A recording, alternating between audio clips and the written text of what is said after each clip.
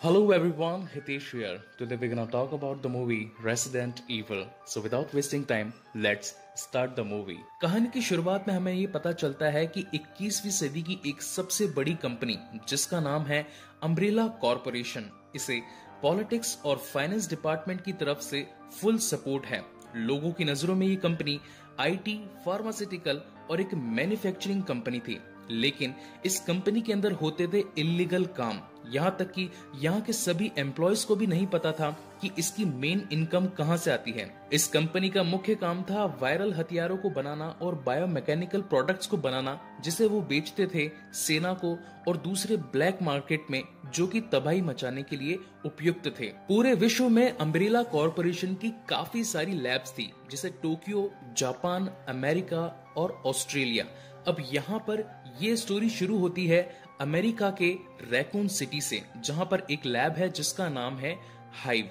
तो हम देखते हैं कि मूवी की शुरुआत में एक केबिन में एक आदमी कुछ बायोमैकेनिकल बोतल्स को वहां से चुराकर भाग रहा होता है, लेकिन चुराकर भागने से पहले उनमें से वो एक बोतल को उसी कैबिन के अंदर वहीं फेंक देता है। उस बोतल के टूट जाने की वजह से उसका केमिकल उस पूरे कमरे में फैल जाता है और साथ ही वहां का एयर कंडीशनिंग सिस्टम उस बायोमैकेनिकल प्रोडक्ट को ऑब्जर्व कर लेता है और पूरी लैब में उसे एक गैस की तरह फैला देता है। अब यहाँ पर सबसे खास बात यह है कि इस हाइव यानी कि इस पूरी लैब को एक सुपर कंप्यूटर रेड क्वीन के द्वारा कंट्रोल किया जाता है। रेड क्वीन का कंट्रोल इतना शक्तिशाली है कि वो यहाँ के दरवाजे, यहाँ के सिस्टम सभी पर अपना काबू जमा सकती है। और जैसे ही रेड क्वीन को पता चलता है कि कोई एक बायोमैकेनिकल बोतल टूट गई है और उसमें से वायरस एयर कंडीशन के थ्रू पूरी कंपनी में फैलता जा रहा है, तो वो एक अलार्म सिस्टम जनरेट कर देती है ताकि सभी डोर्स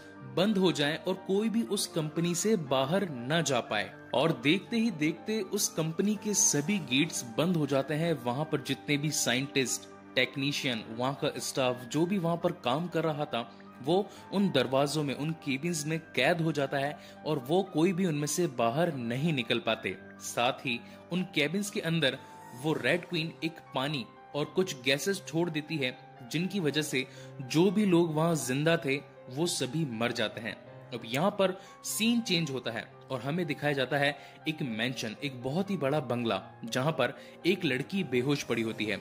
इस लड़की का नाम है एलिस। जब ये अपनी बेहोशी से जागती है तो इसे पता चलता है कि इसकी याददाश्त खो चुकी है। इसे अब अपने पुरानी बातों के बारे में कुछ भी नहीं पता कि ये कौन है, इसका नाम क्या है, ये यहाँ पर क्यों है, ये बंगला किसका है और मैं यहाँ पर क्या कर रही हूँ।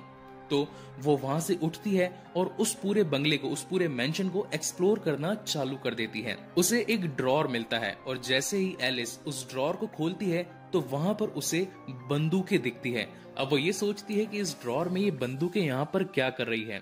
वो इस बात को जानने के लिए उस मेंशन को और भी ज्यादा समझने के लिए इधर उधर घूमने लगती है, लेकिन तभी वहां पर एक आदमी आता है जिसका नाम है मैट, और वो एलिस को कहता है कि तुम यहाँ पर छिप जाओ, कुछ पुलिस वाले यहाँ पर आने वाले हैं और वो तुम्हें जान से मार देंगे।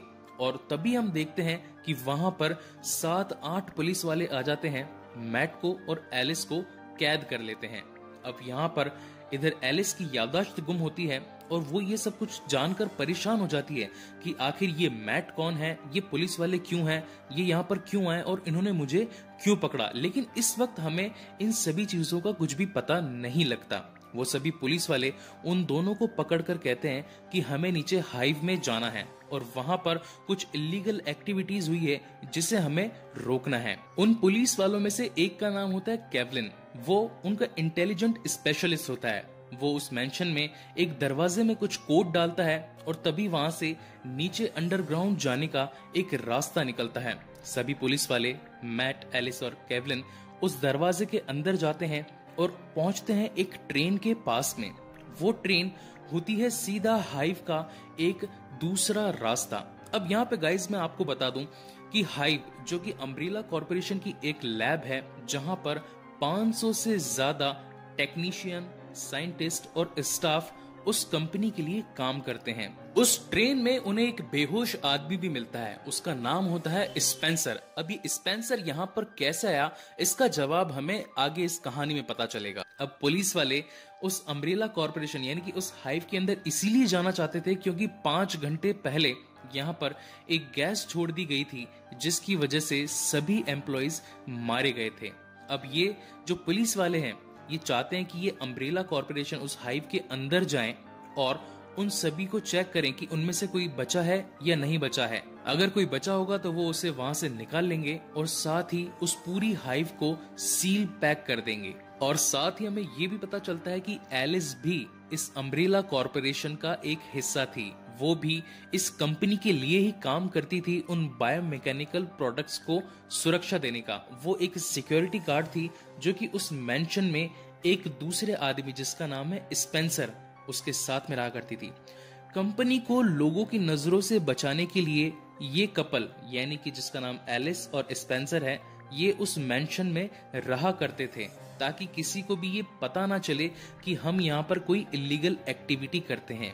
लेकिन क्योंकि जब रेड क्वीन ने उस पूरी कंपनी के अंदर एक गैस छोड़ी थी ताकि सभी लोग मर जाएं, तो रेड क्वीन ने उस मेंशन के अंदर भी एक गैस छोड़ी थी जिसकी वजह से एलिस अपनी याददाश्त तो खो बैठती है और उसे कुछ भी याद नहीं आ रहा होता है कि वो इस कंपनी के लिए काम क्यों करती है और यहाँ पर वो किसके साथ में रहती है। थोड़ी ही देर में सभी क्रू मेंबर पहुंचते हैं उस पहले दरवाजे की तरफ जो कि हाइव में जाने का सबसे पहला रास्ता होता है। और वहां पर जाने पर उन्हें पता लगता है कि ये एक ऐसा चेम्बर है जो कि उनके मैप में कभी था ही नहीं।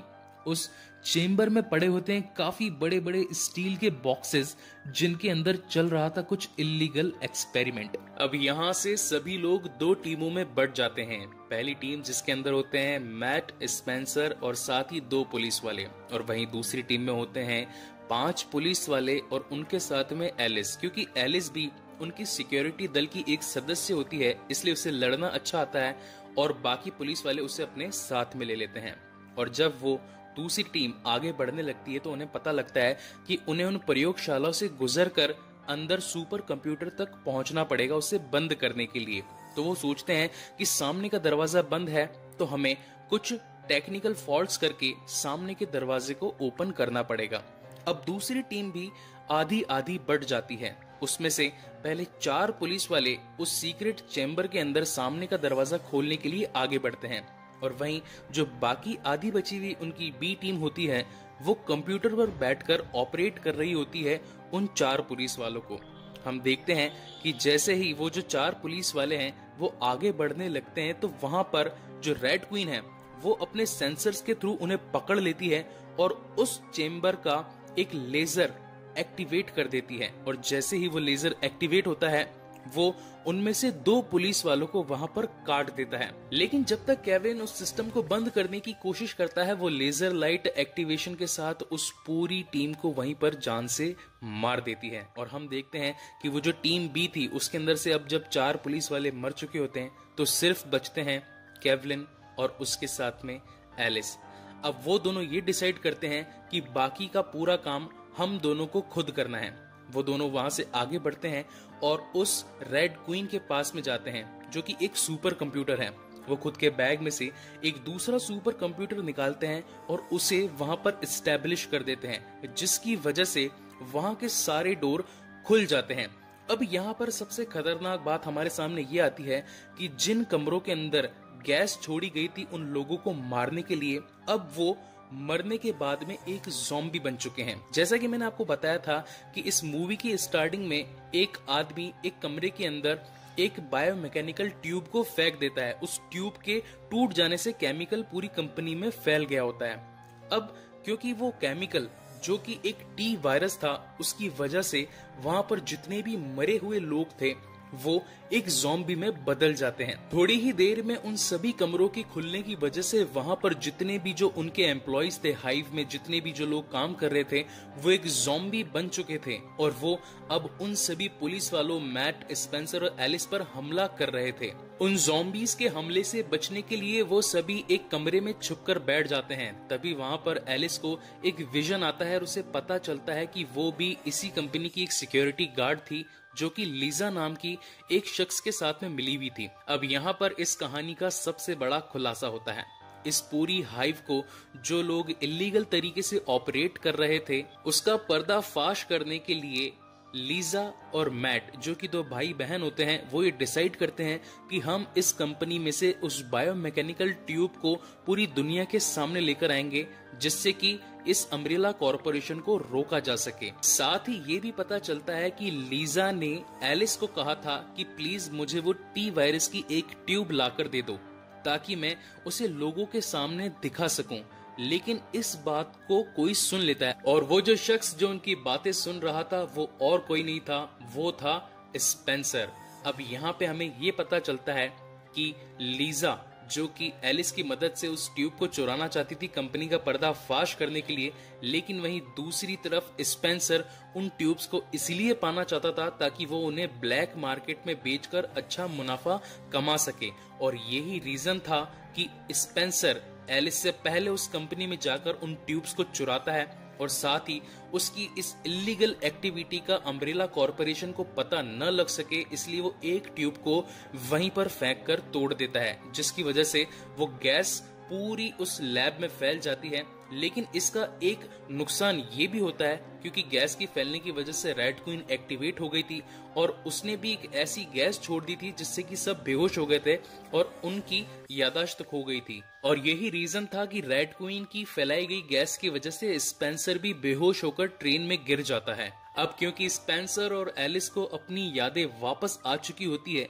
तो वहां पर एलिस स्पेंसर से लड़ने लगती है, लेकिन स्पेंसर उन्हें एक और दूसरे कमरे में कैद करके वहां से अकेला ही भाग जाता है। लेकिन कुछ ज़ॉम्बी आकर स्पेंसर को काट जाते हैं, लेकिन स्पेंसर उन्हें गोली मारकर वहां से भगा देता है। अब यहाँ पर हमें ये पता चलता है कि स्पेंसर जो वहां से बक्सा लेकर भागा था, उसके अंदर टी वायरस भी था और साथ ही उसका एंटीडोट भी था। वो ट्रेन पर जाकर उस एंटीडोट को अपनी बॉडी में इंजेक्ट करने लगता है ताकि वो टी वायरस का जो पूरा असर है उसे खत्म कर सके। लेकिन हम देखते हैं कि वहां पर एक बहुत ही बड़ा लिकर, जो कि होता है एक एक्सपेरिमेंट पूरी अम्ब्रेला कॉरपोरेशन का, वो वहां पर आ जाता है और स्पेंसर को जान से मार देता है। ये सारी एक्टिविटी एलिस और उसके बाकी दोस्त देख रहे होते हैं एक छोटी सी सीसीटीवी कैमरा में। वहां पर रेड क्वीन उन सभी को बताती है कि ये भी एक्सपेरिमेंट अम्ब्रेला कॉरपोरेशन की तरफ से किया गया था। तभी एलिस वहां पर एक कुल्हाड़ी उठाती है और उस सेंसर में उस कुल्हाड़ी को जोर से मार देती है, जिसकी वजह से वहां का जो डोर था, जो लॉक था, वो अनलॉक हो जाता है। और उसी की वजह से एलिस अपने दोस्तों के साथ में उस रूम से बाहर निकल पाती है, और वो सभी पहुंचते हैं उसी ट्रेन के पास में जहां से वो इस हाइव के अंदर आए थे। जैसे ही वो उस ट्रेन के अंदर बैठते हैं और उस ट्रेन को चालू करते हैं, तो वो जो लिकर मॉन्स्टर होता है वो उन सभी के पीछे पड़ जाता है। वहां पर केवलिन काफी गोलियां चलाता है उस लिकर मॉन्स्टर को मारने के लिए, लेकिन वो लिकर मॉन्स्टर उस केवलिन को वहीं पर खा जाता है और मैट के हाथ पर एक बहुत ही जोर का पंजा मार देता है, जिसकी वजह से मैट भी घायल हो जाता है। लेकिन एलिस काफी होशियारी के साथ में उसकी जीभ में एक पाइप घुसेड़ देती है, जिसकी वजह से वो लिकर मॉन्स्टर वहीं पर अटक जाता है। मैट वहां पर काफी चालाकी के साथ में बाकी सभी पाइप्स को उस लिकर मॉन्स्टर पर जोर से मार देता है, जिसकी वजह से लिकर मॉन्स्टर नीचे की ओर गिर जाता है। अब क्योंकि ट्रेन बहुत ही स्पीड में चल रही होती है, तो उसके घर्षण की वजह से लिकर मॉन्स्टर वहां पर जलकर मर जाता है। अब यहाँ पर मैट और एलिस दोनों वापस से उस हाइव के मेंशन तक पहुंचते हैं, और जैसे ही मेंशन में वो लोग पहुंचते हैं तो पता चलता है कि मैट का जो जख्म है अब वो काफी ज्यादा बड़ा हो गया है। एलिस उस बॉक्स को खोल के उसमें से एंटीडोट निकालकर जैसे ही मैट को लगाने लगती है, पर काफी सारे दूसरे साइंटिस्ट आ जाते हैं और वो उन दोनों को पकड़ लेते हैं। एलिस उनसे बचने की और साथ ही मैट को छुड़वाने की काफी कोशिश करती है, लेकिन उसकी सारी कोशिश नाकामयाब होती है। वहां पर सभी साइंटिस्ट कह रहे होते हैं कि मैट की बॉडी के अंदर अब काफी सारे बदलाव आ रहे हैं, हम इसे नेमेसिस एक्सपेरिमेंट के लिए यूज कर सकते हैं और एलिस को एक क्वारंटीन प्रोसीजर के लिए यूज कर सकते हैं। और फिर वो एलिस को रैकून सिटी हॉस्पिटल के अंदर ले जाते हैं। थोड़ी देर बाद हमें पता चलता है कि एलिस की आंख खुलती है एक ऑपरेशन थिएटर में, और वो वहां पर अपने आप को अकेला पाती है। उसकी बॉडी में काफी सारी ट्यूब्स और काफी सारे इंजेक्शंस लगे हुए होते हैं। वो उन सभी को अपनी बॉडी से डिटैच करती है और वहां से निकलने की कोशिश करती है, लेकिन सारे दरवाजे बंद होते हैं। तभी वो उनमें से एक सिरिंज यानी कि एक इंजेक्शन को लेती है और उस डोर के लॉक सिस्टम के अंदर लगा देती है, जिसकी वजह से वहां पर एक छोटा सा शॉर्ट सर्किट होता है और वो डोर भी अनलॉक हो जाता है। अब वहां से एलिस उस रैकून सिटी हॉस्पिटल से बाहर निकलती है तो उसे पता चलता है कि वो जो वायरस था, टी वायरस, वो अब पूरी तरीके से रैकून सिटी में फैल चुका है और मौत का एक नया मंजर शुरू हो चुका है। अब क्योंकि एलिस को ये बात पता थी कि जब ज़ॉम्बीज के सर में गोली मारी जाती है उसी की वजह से वो मरते हैं, तो वो वहां से पास की एक पुलिस कार में से एक शॉटगन निकाल लेती है और अब वो तैयार होती है उन सभी ज़ॉम्बीज से लड़ने के लिए।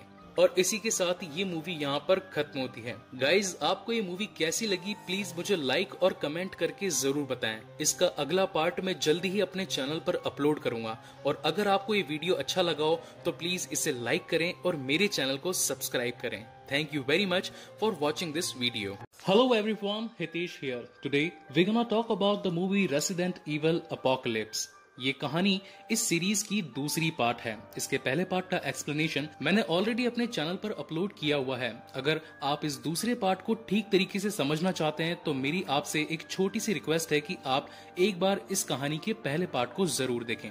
So without wasting time, let's start the movie. कहानी शुरू होती है अमेरिका के रैकून सिटी से। बाकी दिनों की तरह आज भी यहाँ पर एक आम दिन ही होता है। न्यूज रिपोर्टर एक न्यूज में बताते हैं कि हवा काफी साफ है और पूरा माहौल एकदम शांत है। वहीं सीन चेंज होता है और हम देखते हैं कि रैकून सिटी के अंडरग्राउंड में एक बहुत ही बड़ी लेबोरेटरी जिसका नाम है हाइव, वहां पर कुछ साइंटिस्ट आकर उस हाइव का गेट खोल देते हैं और जैसे ही वहां का गेट खुलता है वहां पर कई सारे लिकर मॉन्स्टर और ज़ॉम्बी आकर उन साइंटिस्ट पर हमला कर देते हैं और साथ ही पूरे शहर में फैल जाते हैं। अब यहाँ पर अम्ब्रेला कॉरपोरेशन के साइंटिस्ट इस बात का खतरा पाकर उस पूरे शहर को सील बंद करने का ठान लेते हैं। अब क्योंकि अम्ब्रेला कॉरपोरेशन एक बहुत ही बड़ा व्यापारिक संगठन होता है, उसकी शाखाएं काफी दूर दूर तक फैली होती है और साथ ही इनके बड़े बड़े साइंटिस्ट भी रैकून सिटी के अंदर ही होते हैं। अम्ब्रेला कॉरपोरेशन ये सोचती है कि ज़ॉम्बी का खतरा कहीं बढ़ ना जाए और हमारे मेन साइंटिस्ट पर उनका कोई असर ना हो, इसलिए वो ये सोचती है कि हम अपने सबसे खास साइंटिस्ट को इस रैकून सिटी से रेस्क्यू कर यहाँ से कहीं दूर ले जाएंगे। और वो सबसे पहले एक बड़े से घर में पहुंचते हैं जहां पर उनकी एक लेवल 5 साइंटिस्ट होती है। वो उसे रेस्क्यू कर अपने साथ में ले जाते हैं और दूसरी तरफ वो एक और घर में जाते हैं जिसके अंदर होते हैं doctor ashwood. Doctor ashwood umbrella corporation के लेवल 6 के एक बहुत ही बड़े साइंटिस्ट होते हैं जिन्होंने टी वायरस की खोज करी थी। सभी एजेंट आकर वहां पर एशवुड से कहते हैं कि सर आपको हमारे साथ चलना होगा, लेकिन तब एशवुड कहते हैं कि मेरी बेटी एंजेला अभी स्कूल गई हुई है और जब तक वो यहाँ पर नहीं आती मैं यहाँ से कहीं भी नहीं जाऊंगा। तब वहां पर सभी एजेंट उनसे कहते हैं कि सर आपकी बेटी का इंतजाम हमने ऑलरेडी कर दिया है, आपको अभी हमारे साथ चलना होगा। और वहीं दूसरी तरफ हम देखते हैं कि स्कूल के अंदर कुछ एजेंट आकर एंजेला को वहां से निकाल कर ले जाते हैं, लेकिन जब वो एंजेला को उस स्कूल से निकाल कर लेकर जा ही रहे होते हैं एक बड़े से ट्रक से उनकी कार की टक्कर हो जाती है और उस कार का वहीं पर एक्सीडेंट हो जाता है। वहीं दूसरी तरफ रैकून सिटी के पुलिस वाले जिनका नाम है स्टार मेंबर्स, उनको शहर में कुछ संदिग्ध लोग मिलते हैं संदिग्ध अवस्था में, यानी कि एक तरीके से वो उन ज़ॉम्बीज को पकड़कर अपने जेल में लेकर आए होते हैं, लेकिन उनके हालात बद से बदतर होने लगते हैं। तभी हम वहां पर देखते हैं कि एक लड़की जिसका नाम है जील वैलेंटाइन, वो एक ऑफिसर होती है। उसकी एंट्री जैसे ही स्टाफ मेंबर्स के ऑफिस में होती है वो पाती है कि वहां पर कई सारे ज़ॉम्बीज हैं और वो अपनी बंदूक को निकालती है और एक एक ज़ॉम्बी के हेडशॉट लगा देती है जिससे वो ज़ॉम्बी वहीं पर मर जाते हैं। यहीं पर कहानी का एक और नया किरदार इंट्रोड्यूस होता है जिसका नाम है एलजे। एलजे वहां पर वैलेंटाइन से कहता है कि मैं एक आम आदमी हूं और इन पुलिस वालों ने मुझे जानबूझकर कैद कर लिया है, मैं कोई भी ज़ॉम्बी नहीं हूं। वहीं पर जील वैलेंटाइन उसकी हथकड़ियां तोड़ देती है और सभी को वहां से निकलने का आदेश देती है और वो बताती है कि इन ज़ॉम्बीज की तादाद इस शहर में बढ़ती ही जा रही है। अगर आप सभी अपनी जान बचाना चाहते हो तो जितना जल्दी हो सके इस शहर से बाहर निकल जाइए। सीन चेंज होता है और हमें दिखाया जाता है कहानी का वो पहला पार्ट जहाँ पर एलिस एक ऑपरेशन थिएटर में होती है। एलिस वहां पर अपने आप को अकेला पाकर वहां से जाने की काफी कोशिश करती है और वो अपने शरीर से सभी ट्यूब्स और सभी इंजेक्शन को डिटैच करके वहां से एस्केप कर जाती है। और जब वो रैकून सिटी हॉस्पिटल से बाहर निकलती है तो उसके सामने होता है मौत का एक नया मंजर, जहां पर सभी ज़ॉम्बी अब रैकून सिटी के अंदर फैल चुके होते हैं और यहाँ पर अब एलिस तैयार होती है उन सभी ज़ॉम्बी से लड़ने के लिए। यहाँ से कहानी वापस अपने प्रेजेंट में आती है और हम देखते हैं कि अब रैकून सिटी की हालत बहुत ही ज्यादा खराब हो चुकी है।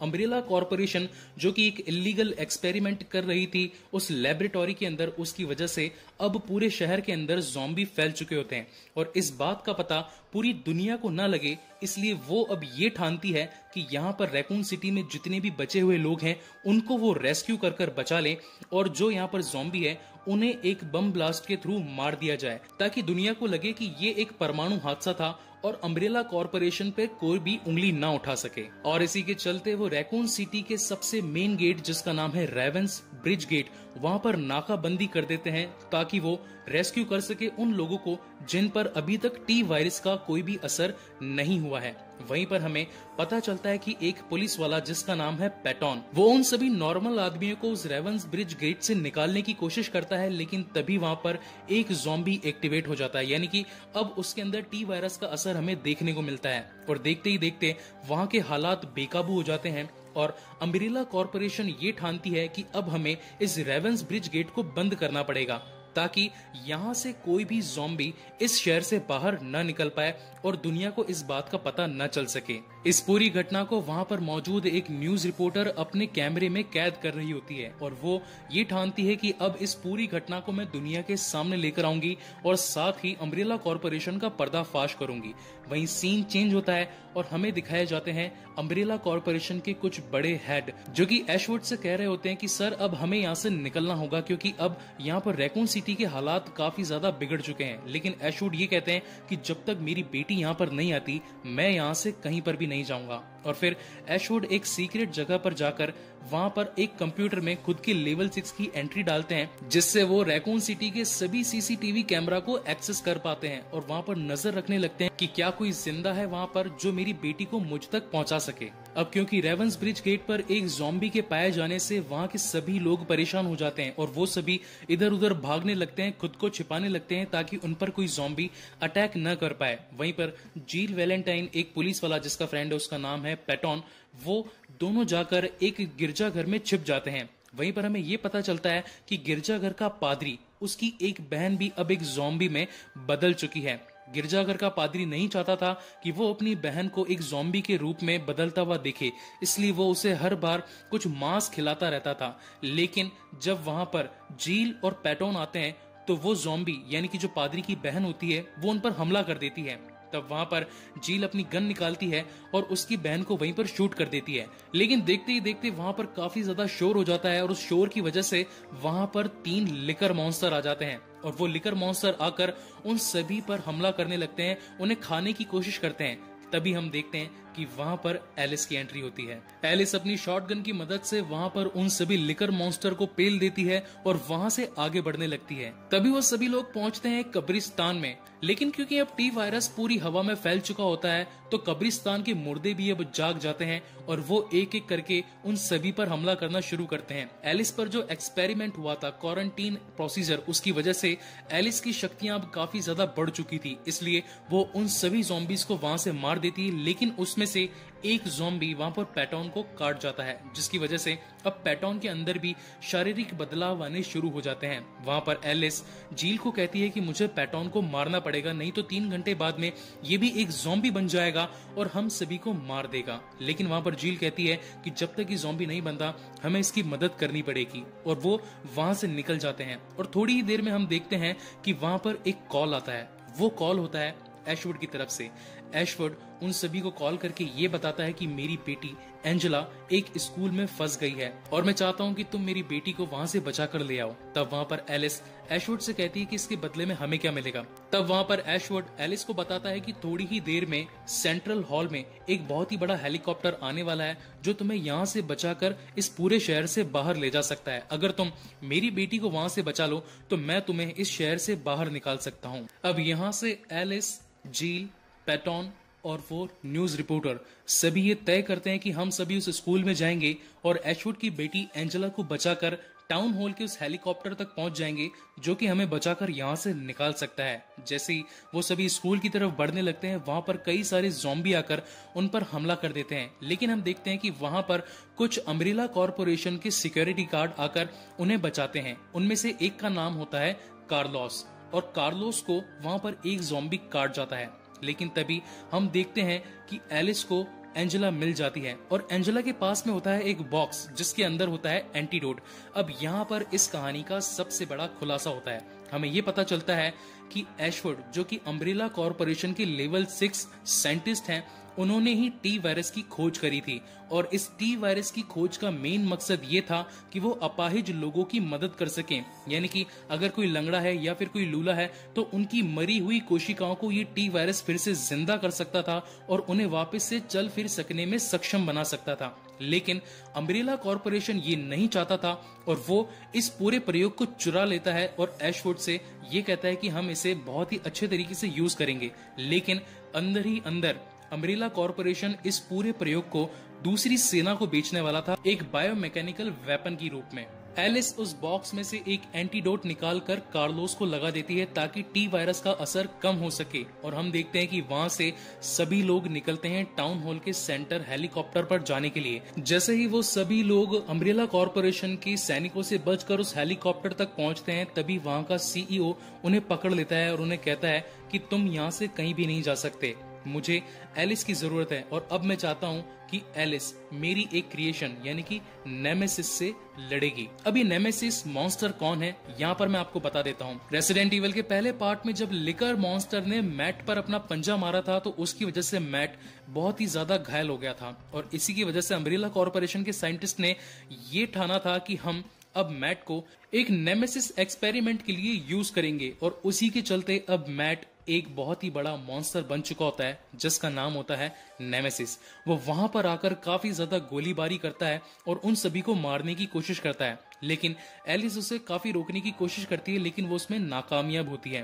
वहीं पर उन दोनों के बीच में एक बहुत ही घमासान युद्ध होता है। हम देखते हैं कि एक बहुत ही क्लासिक और कूल फाइट हमें देखने को मिलती है एलिस और मैट के बीच में। लेकिन जब एलिस नेमेसिस की आंखों में देखती है तो उसे पता चलता है कि वो मैट ही था जिस पर अम्ब्रेला कॉरपोरेशन ने अपने इलीगल एक्सपेरिमेंट किए थे और अब वो नेमेसिस को यानी कि मैट को नहीं मारती है। वहीं पर अम्ब्रेला कॉरपोरेशन के हेड नेमेसिस के अंदर उसे फुल पावर में एक्टिवेट कर देते हैं और उसे ये आदेश देते हैं कि वो यहाँ पर एलिस को जान से मार दे। लेकिन क्योंकि अब मैट को भी पता चल चुका होता है कि वो एलिस ही थी जिसने मुझे इस कहानी के पहले पार्ट में बचाने की कोशिश करी थी, इसी के चलते वहां पर मैट यानी कि नेमेसिस एलिस पर हमला नहीं करता और उन सभी सैनिकों को मार देता है जो कि अम्ब्रेला कॉरपोरेशन की तरफ से उन्हें मारने के लिए आए होते हैं।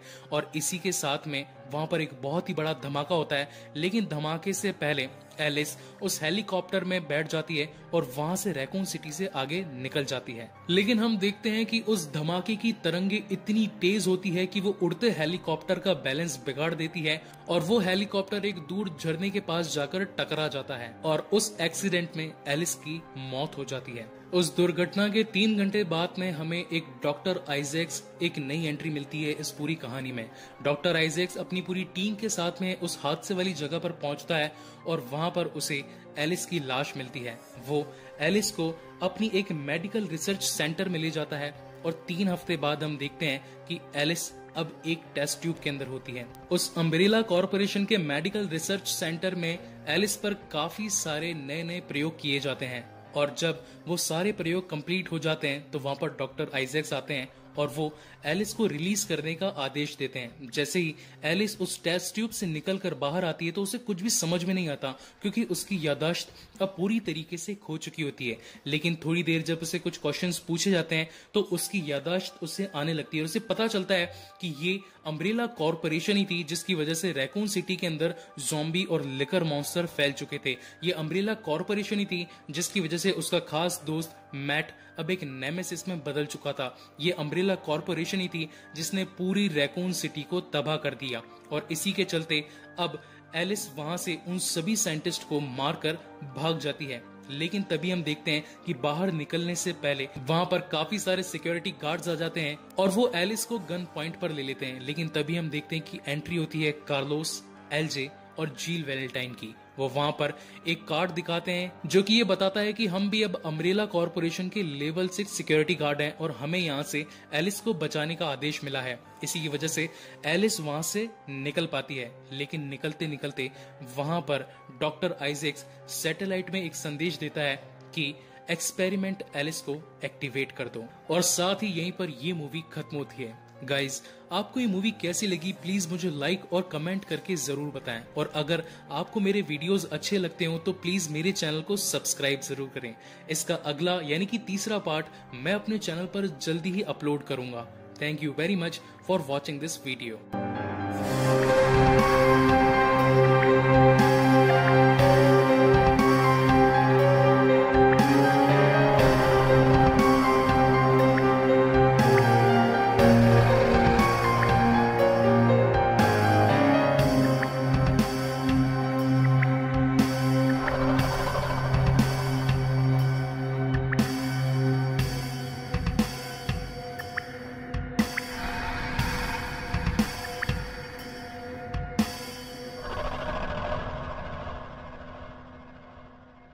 Hello everyone, Hitesh here. Today we're gonna talk about the movie Resident Evil Extension. ये इस सीरीज की तीसरी कहानी है। So without wasting time, let's start the movie.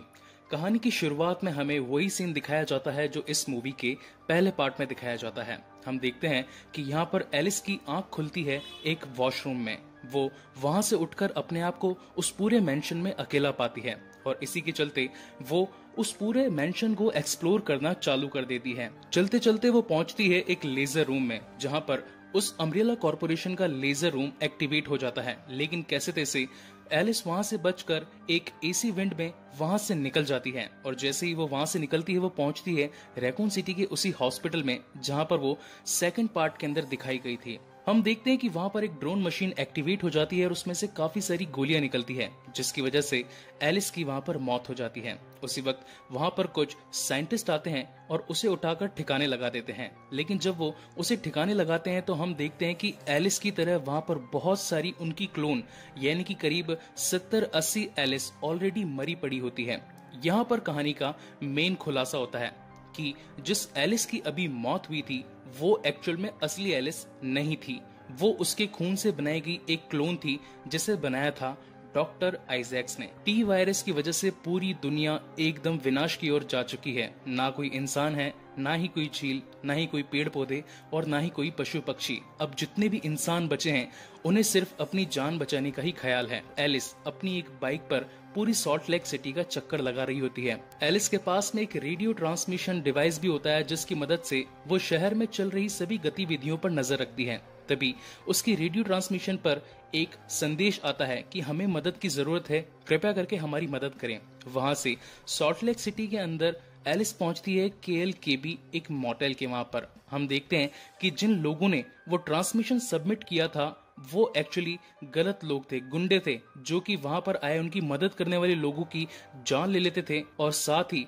उनका खाना पीना या कोई काम की चीज होती थी उसे चुरा लेते थे। जब एलिस वहां पर पहुंचती है तो वो गुंडे एलिस को भी पकड़ लेते हैं, लेकिन क्योंकि अब एलिस बहुत ही ज्यादा शक्तिशाली थी तो वो उन सभी को वहीं पर मार देती है और वहां से आगे निकल जाती है। अगले सीन में हम देखते हैं कि एलिस के जो फ्रेंड्स थे यानी कि कार्लोस, LJ, क्लेयर अब एक दूसरी सिटी के अंदर काफी सारे लोगों को वहां से जान से बचाकर निकल रहे होते हैं। उनके पास में 4-5 ट्रक्स होते हैं जिनमें 40 से ऊपर कुछ लोग होते हैं और वो अब सब यही बातें कर रहे होते हैं कि इस दुनिया में अब ऐसी कोई भी जगह नहीं बची जहां पर हम ठीक तरीके से रह सकते हैं उन टी वायरस से इफेक्टेड ज़ॉम्बी से बचकर। साथ ही हमें ये दिखाई पड़ता है कि इस कहानी के अंदर 2-3 नए कैरेक्टर्स भी ऐड हुए हैं, जैसे कि क्लेयर, Kmart और चेजी। वहीं दूसरी तरफ हम देखते हैं अम्ब्रेला कॉर्पोरेशन का एक और हेडक्वार्टर जो कि बेस्ड है अमेरिका के एक राज्य सॉल्ट लेक सिटी में। हम वहां पर देखते हैं कि कई सारे चेयर मेंबर्स वहां पर उस कंपनी की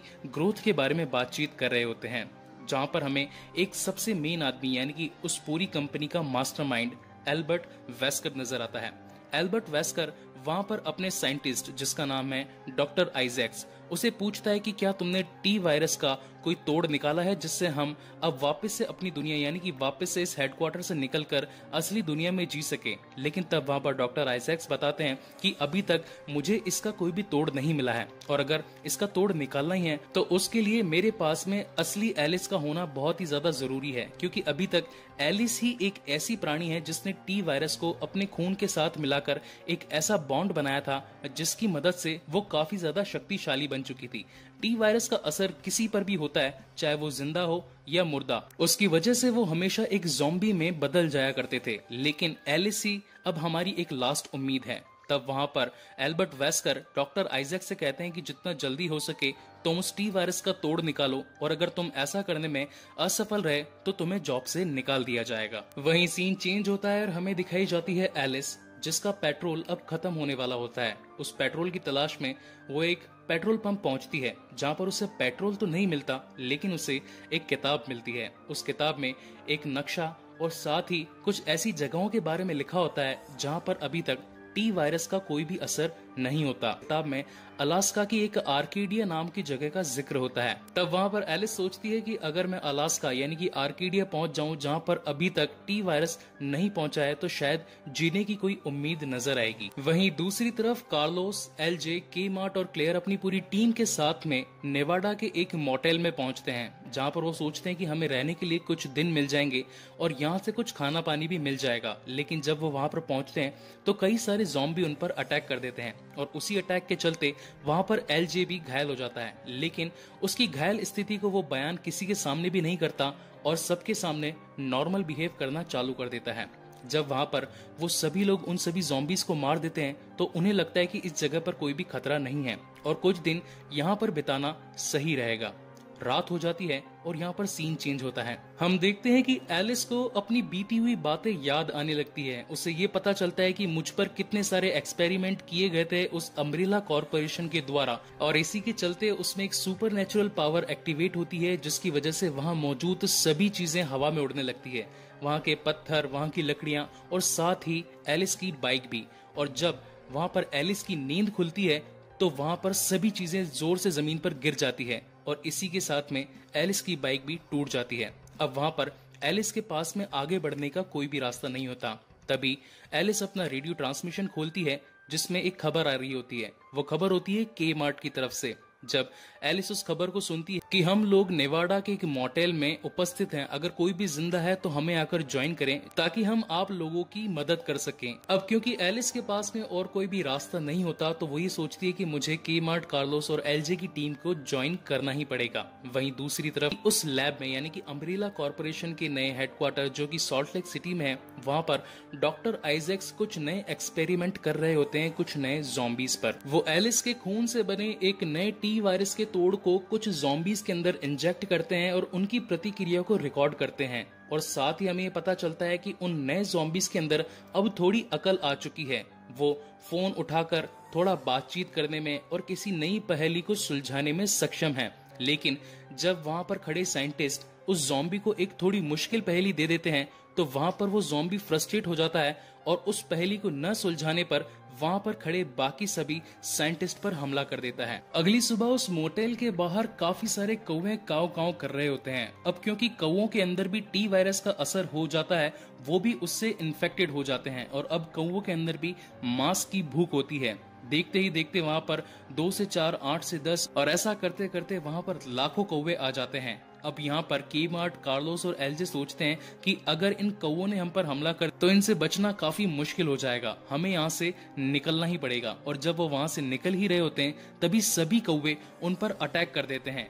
वहां पर सब अपनी अपनी बंदूकें निकालते हैं और उन कौवों को शूट करने लगते हैं, लेकिन उसका कोई भी फायदा नहीं होता क्योंकि कौवों की तादाद काफी ज्यादा होती है। तब वहां पर चीज एक फायर मशीन निकालता है और उन पर आग लगाने की कोशिश करता है ताकि वो कौवे जलकर मर जाएं। लेकिन ऐसा करने में भी उन्हें नाकामयाबी ही मिलती है। तभी वहां पर एलिस की एंट्री होती है और क्योंकि अब एलिस के अंदर काफी सारी सुपर नेचुरल पावर्स होती है, वो उस फायर मशीन के फायर को ऑब्जर्व करके उस पूरी आग को वहां के एनवायरनमेंट में फैला देती है, जिसकी वजह से वो सभी कौवे वहां पर एट द मोमेंट जलकर मर जाते हैं और वहां से एलिस उन सभी की जान बचा लेती है। सभी आकर उसका शुक्रिया अदा करते हैं। तब एलिस कहती है कि मुझे अलास्का में आर्केडिया नाम की एक जगह का पता चला है, अगर आप सभी मेरे साथ वहां चलेंगे तो वहां पर सभी की जान बच सकती है। लेकिन तब वहां पर केमार्ट कहती है कि हम सब लोग 4-5 महीनों से ट्रेवल एक साथ कर रहे हैं। पहले हमारी तादाद 50 थी, 50 से 40 और अब तो 30 से भी कम रह गए हैं। मैं इतने सभी लोगों की जान का जोखिम अपने सर पर नहीं ले सकती, इसलिए मुझे उन सबसे पूछना पड़ेगा। तब वहां पर केमार्ट उन सभी लोगों से पूछती है कि क्या हम सभी को अलास्का जाना चाहिए। तब वहां पर सभी अपना हाथ खड़ा करते हैं और सभी अलास्का जाने के लिए एग्री करते हैं। लेकिन जब चेस, कार्लोस और एलजे अपना टैंक चेक करते हैं तो उन्हें पता चलता है कि अब तो फ्यूल है ही नहीं, यानी कि पेट्रोल जो है वो आधे से भी कम बचा है और अगर अलास्का जाना है तो हमें काफी सारे पेट्रोल की जरूरत होगी। वहां पर एलिस उन सभी से कहती है कि मुझे लगता है कि लॉस वेगस में हमें काफी सारा पेट्रोल मिल सकता है। अगर हम सब अपने टैंक्स और अपने गाड़ियों को वहां लेकर जाएं तो हम शायद तक काफी सारा पेट्रोल जुटा सकते हैं, जो कि अलास्का पहुंचने के लिए काफी होगा। और सभी वहां से लास वेगस की ओर निकलते हैं। वहीं दूसरी तरफ अम्ब्रेला कॉरपोरेशन के अंदर डॉक्टर आइजैक्स को ये पता चलता है कि कहीं पर एक बहुत ही जोर का धमाका हुआ था। अब जिस तरीके से रैकून सिटी की हाइव के अंदर रेड क्वीन वहां का एक सुपर कंप्यूटर थी, उसी तरीके से सॉल्ट लेक सिटी के अंदर व्हाइट क्वीन नाम का एक सुपर कंप्यूटर डॉक्टर आइजैक्स के पास में होता है। तब वहां पर व्हाइट क्वीन डॉक्टर आइजैक्स को बताती है कि मैंने थोड़ी देर पहले नेवाडा राज्य के अंदर एक बहुत ही बड़ा धमाका ऑब्जर्व किया है और होना हो ये जरूर प्रोजेक्ट एलिस ही होगी। अगर आप चाहें तो उसे अपने कब्जे में लेकर उस टी वायरस का तोड़ बना सकते हैं। तब वहां पर डॉक्टर आइजैक्स एल्बर्ट वेस्कर के पास में जाकर उन्हें बताते हैं कि मुझे असली एलिस प्रोजेक्ट की लोकेशन का पता चल गया है। वो सभी लास वेगस जाने वाले हैं और होना हो अगर हम वहां पर एलिस को पकड़ ले तो हम उस टी वायरस का तोड़ बना सकते हैं। लेकिन एल्बर्ट वेस्कर डॉक्टर आइजैक्स को ये करने से मना कर देता है और कहता है कि तुम यहीं पर अपने काम पर ध्यान दो, मैं नहीं चाहता कि हमारे लोग और हमारी मेहनत जाया जाए।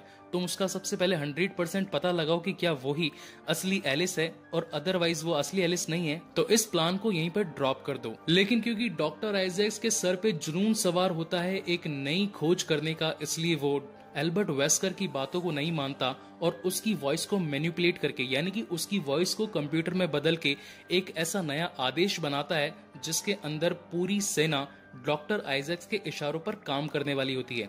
और उसी के साथ में वो एक नई सेना तैयार करता है उन ज़ॉम्बीज की जो कि एलिस से लड़ने के लिए तैयार होती है। दूसरी तरफ हम देखते हैं कि एलिस अपने सभी साथियों के साथ में लास वेगस पहुंचती है पेट्रोल पंप से कुछ पेट्रोल निकालने के लिए। लेकिन उसी वक्त वहां पर डॉक्टर आइजैक्स के ज़ॉम्बी आकर उन सभी पर हमला कर देते हैं। कार्लोस, एलजे, केमार्ट सभी अपनी बंदूकों से उन ज़ॉम्बीज पर हमला करने लगते हैं। लेकिन क्योंकि ज़ॉम्बी काफी ज्यादा चालाक और काफी शक्तिशाली होते हैं, जिसकी वजह से वो उनमें से 8 से 10 लोगों को वहीं जान से मार देते हैं। और उसी वक्त वहां पर एलिस अपनी फुल पावर से उन सभी ज़ॉम्बीज को मार देती है।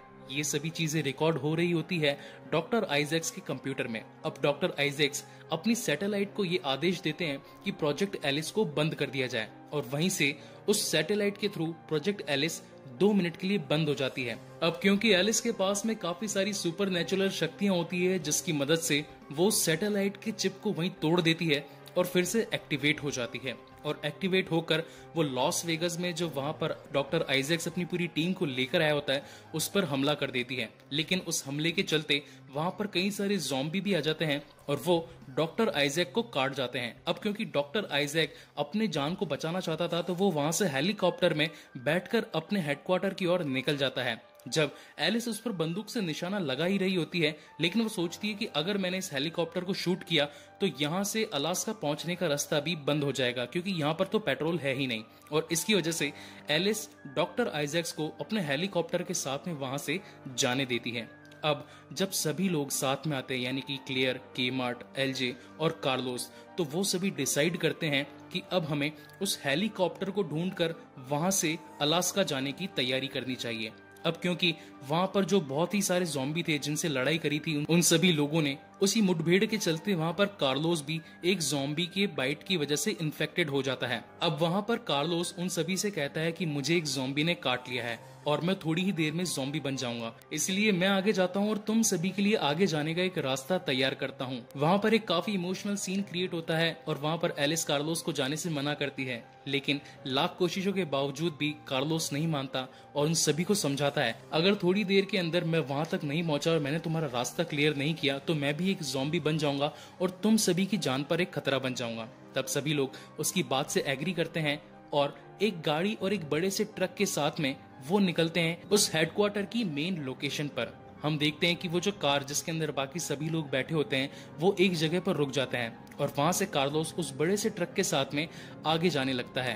कार्लोस अपने ट्रक की मदद से काफी सारे ज़ॉम्बीज को चीरता हुआ उस लैब की लोकेशन तक पहुंचता है और वहां पर अपने उस बड़े से ट्रक को क्रैश करवा देता है। वहां पर एक बहुत ही बड़ा धमाका होता है। उस बड़े से एक्सप्लोजन के चलते वहां पर एक रास्ता खुल जाता है और तभी एलिस अपनी पूरी टीम के साथ में उस हेलीकॉप्टर के पास में पहुंचती है ताकि वो उस हेलीकॉप्टर की मदद से अलास्का पहुंच सके। तब एलिस को अपनी काफी सारी क्लोन्स दिखाई पड़ती है तो एलिस को और भी ज्यादा गुस्सा आ जाता है और वो डॉक्टर आइजैक्स को जान से मारने का ठान लेती है। और वहां पर एलिस केमार्ट को कहती है कि इस हेलीकॉप्टर के साथ तुम इन सभी बच्चों को अलास्का ले जाओ ताकि इन सभी की जान बच सके, मैं एक अधूरा काम पूरा करके आती हूँ। और इसी के चलते वो पहुंचती है उस लैब के बेस में जहाँ पर उसे मिलती है व्हाइट क्वीन जो कि उस लैब का सुपर कंप्यूटर होता है। तब एलिस उसे कहती है कि मैं ऑलरेडी तुम्हारी बहन रेड क्वीन से मिल चुकी हूँ, अब तुम यहाँ पर क्या कर रही हो। तब व्हाइट क्वीन एलिस को बताती है कि इस कॉर्पोरेशन के अंदर डॉक्टर आइजैक्स उसका रूप काफी ज्यादा बदल चुका है क्योंकि जब ज़ॉम्बी ने डॉक्टर आइजैक्स को काटा था तो उसने तुम्हारे खून से बनी दवाई को अपने अंदर ओवरडोज में यानी कि काफी ज्यादा मात्रा में ले लिया था, जिसकी वजह से अब उसका शरीर भी एक दानव में बदल चुका है और वो इसी कंपनी के बेस में है। यहाँ पर एक और बड़ी बात का खुलासा होता है। हमें पता चलता है कि एलिस के खून में वो खास बात होती है जिससे टी वायरस का तोड़ बनाया जा सकता है। तब वहां पर व्हाइट क्वीन एलिस को कहती है कि अगर तुम उस तोड़ को बनाना चाहते हो तो इस लैब में वो सभी उपकरण हैं जो कि तुम्हारी मदद करेंगे, लेकिन यहाँ पर एक दिक्कत है, जब तक डॉक्टर आइजैक्स यहाँ पर है तब तक तुम कुछ भी नहीं कर सकती, तो इसलिए तुम्हें सबसे पहले डॉक्टर आइजैक्स को अपने रास्ते से हटाना होगा। तब वहां पर एलिस ये डिसाइड करती है कि मैं डॉक्टर आइजैक्स का नामो निशान मिटा दूंगी। एलिस डॉक्टर आइजैक्स को मारने के लिए जब बेसमेंट में पहुंचती है तो उसे वहां पर अपने कई सारे क्लोन मिलते हैं। जब वो उन क्लोन्स को देख रही होती है तो उसमें से एक क्लोन नंबर 88 एक्टिवेट हो जाती है और वो अपने बबल से टूटकर नीचे गिर पड़ती है। तब वहां पर एलिस अपना जैकेट उतारकर उस क्लोन नंबर 88 को उड़ा देती है। तभी वहां पर डॉक्टर आइजैक्स की एंट्री होती है और दोनों में एक युद्ध शुरू हो जाता है और वो नीचे जाकर डॉक्टर आइजैक्स से लड़ने लगती है। उन दोनों के बीच में बहुत ही घमासान लड़ाई होती है और लड़ते लड़ते वो पहुंचते हैं उसी मेंशन के एक क्लोन लोकेशन पे जहां पर वो बड़ा सा हॉल होता है जहां पर एलिस की सबसे पहले नींद खुली थी। उन दोनों के बीच में एक बहुत ही क्लासिक कूल फाइट होती है। अब क्योंकि दोनों में ही सुपर नेचुरल शक्तियां होती है इसलिए दोनों ही एक दूसरे पर हावी होने की कोशिश करते हैं। लड़ते लड़ते वो पहुंचते हैं उसी कॉर्पोरेशन के एक लेजर रूम में जहां पर पहुंचने से वो लेजर रूम एक्टिवेट हो जाता है और लेजर रूम जैसे ही एक्टिवेट होता है तो वो डॉक्टर आइजैक्स को वहीं पर काट देता है और जब वो एलिस को काटने के लिए आगे बढ़ता है तो वहां पर क्लोन नंबर 88 आकर एलिस की मदद करती है और उस लेजर को वहीं पर रोक देती है। यहाँ से सीन चेंज होता है टोक्यो हेडक्वार्टर में जहाँ पर एल्बर्ट वेस्कर अपने कई सारे चेयरमैन्स के साथ में बैठकर अम्ब्रेला कॉर्पोरेशन को और आगे कैसे बढ़ाया जाए और टी वायरस को कैसे रोका जाए इस पर चर्चा कर ही रहे होते हैं। तभी वहां पर एलिस अपने होलोग्राम फॉर्मेट में वहां पर पहुंचती है और उन सभी से कहती है कि मैं तुम्हारी पूरी अम्ब्रेला कॉर्पोरेशन को तबाह करने के लिए आ रही हूँ। इस काम में मैं अकेली नहीं हूँ, मेरे साथ में और कई सारे लोग हैं। और हमें दिखाए जाते हैं एलिस के काफी सारे क्लोन और इसी के साथ में ये मूवी यहीं पर खत्म होती है। गाइस, आपको ये मूवी कैसी लगी प्लीज मुझे लाइक और कमेंट करके जरूर बताएं और अगर आप मेरे चैनल पर नए हैं तो प्लीज मेरे चैनल को सब्सक्राइब जरूर करें। इसका अगला यानी कि 4th पार्ट मैं जल्दी ही अपने चैनल पर अपलोड करूंगा। Thank you very much for watching this video. Hello everyone, Hitesh here. Today we gonna talk about the movie Resident Evil Afterlife. ये इस सीरीज की चौथी कहानी है। इसके पहले मैंने ऑलरेडी इसके तीनों पार्ट्स का एक्सप्लेनेशन अपने चैनल पर ऑलरेडी अपलोड किया हुआ है। अगर आप इस चौथे पार्ट को डीप तरीके से समझना चाहते हैं तो मेरी आपसे एक छोटी सी रिक्वेस्ट है, प्लीज एक बार जाकर उन तीनों पार्ट्स को जरूर देखिएगा। So without wasting time let's start the movie. कहानी की शुरुआत होती है टोक्यो शहर से, जहाँ पर हम देखते हैं कि एक लड़की जो कि टी वायरस से इन्फेक्टेड है, वो वहाँ पर एक इंसान को काटती है और देखते ही देखते वहाँ पर वो सभी लोग ज़ॉम्बी में बदल जाते हैं और अब टोक्यो शहर भी टी वायरस की चपेट में आ चुका होता है। वहीं सीन चेंज होता है और हम देखते हैं कि वहाँ पर कुछ स्नाइपर्स कुछ ज़ॉम्बी का शिकार कर रहे होते हैं और साथ ही रिपोर्ट करते हैं एल्बर्ट वेस्कर को और बताते हैं कि अब टोक्यो का माहौल थोड़ा थोड़ा शांत होने लगा है। लेकिन थोड़ी ही देर में उन दोनों स्नाइपर्स को जान से मार दिया जाता है और जैसे ही एल्बर्ट वेस्कर को ये पता लगता है कि कोई मेरे स्नाइपर्स को मार रहा है तो वो अपने इलाके की नाकाबंदी कर देता है। अब यहाँ पर सीन चेंज होता है और हमें दिखाया जाता है टोक्यो वाला अम्ब्रेला कॉर्पोरेशन, यानी कि जो टोक्यो की लैब होती है वो पिछले 2 पार्ट्स की लैब से कई ज्यादा बड़ी होती है। पहली लैब जो कि आर्कले माउंटेन्स यानी कि रैकून सिटी में थी, जिसका नाम था हाइव, उससे बड़ी लैब थी सॉल्ट लेक सिटी में। और अब सॉल्ट लेक सिटी से भी बड़ी एक लैब है जो कि टोक्यो में उपस्थित है। वहां पर जब एल्बर्ट वेस्कर को अपनी जान का खतरा होता है तो वहां पर वो अपनी सिक्योरिटी को काफी ज्यादा बढ़ा देता है, सभी गेट को लॉक कर देता है। लेकिन तभी हम देखते हैं कि वहां पर एलिस की एंट्री होती है। एलिस वहां पर अकेली नहीं होती, एलिस वहां पर कई सारे अपने क्लोन्स को साथ में लेकर आई होती है जो कि उनकी सिक्योरिटी पर भारी पड़ती है और देखते ही देखते एलिस के सभी क्लोन उन सभी सिक्योरिटी गार्ड्स को वहीं पर जान से मार देते हैं और आगे बढ़ते हैं एल्बर्ट वेस्कर की तरफ। लेकिन क्योंकि एल्बर्ट वेस्कर काफी चालाक इंसान होता है, उसने उस पूरी लैब के अंदर एक सेल्फ डिस्ट्रक्ट बॉम्ब रखा हुआ होता है और ये सेल्फ डिस्ट्रक्ट बॉम्ब एक ऐसा बॉम्ब होता है जो कि जरूरत पड़ने पर उस पूरे लैब को तबाह कर सकता था। जब एल्बर्ट वेस्कर को पता चल जाता है कि एलिस के सभी क्लोन उसे मारने के लिए आ रहे हैं तो वो एक हेलीकॉप्टर में बैठकर वहां से उड़ जाता है और सेल्फ डिस्ट्रक्ट बॉम्ब को ऑन कर देता है, जिसकी वजह से वहां पर एक बहुत ही बड़ा धमाका होता है और एलिस के सभी क्लोन वहां पर मारे जाते हैं। लेकिन असली एलिस वहां पर एल्बर्ट वेस्कर का पीछा करते हुए उसके जहाज में पहुंच चुकी होती है और वो जैसे ही एल्बर्ट को मारने लगती है तब एल्बर्ट एलिस के गले में एक ऐसा इंजेक्शन लगा देता है जिसकी वजह से एलिस की सभी शक्तियां यानी कि जो टी वायरस का असर होता है वो बिल्कुल खत्म हो जाता है और एलिस एक इंसान में बदल जाती है। अब क्योंकि उन दोनों की लड़ाई चल रही होती है तो इसी वजह से जो उनका प्लेन होता है वो अनबैलेंस होकर एक पहाड़ से टकरा जाता है। उस पहाड़ से टकरा जाने की वजह से वहां पर एक ब्लास्ट होता है और साथ ही वो प्लेन क्रैश हो जाता है। लेकिन हम देखते हैं कि उस क्रैश हुए प्लेन में से एलिस अपनी जान को बचाकर वहां से निकल जाती है। अब यहाँ से कहानी बढ़ती है 6 महीने आगे। एलिस निकल पड़ती है अलास्का में आर्किडिया नाम की जगह की खोज में, जहाँ पर उसने क्लेयर, के-मार्ट और बाकी सभी बच्चों को भेजा था ताकि वहां पर वो सभी टी वायरस के अटैक से बचकर एक नई जिंदगी जी सकें। लेकिन जब एलिस वहां पर पहुंचती है तो उसे मालूम चलता है कि यहाँ पर तो कई सारे प्लेन हैं मगर कोई भी इंसान का नामो निशान नहीं है, यानी कि जितने भी लोग थे अब वो यहाँ पर उपस्थित नहीं है। वो इस बात को सोचकर काफी हैरान हो जाती है और साथ ही इस बात का पता लगाने की कोशिश करती है कि आखिर आए हुए सभी लोग गए कहाँ पे।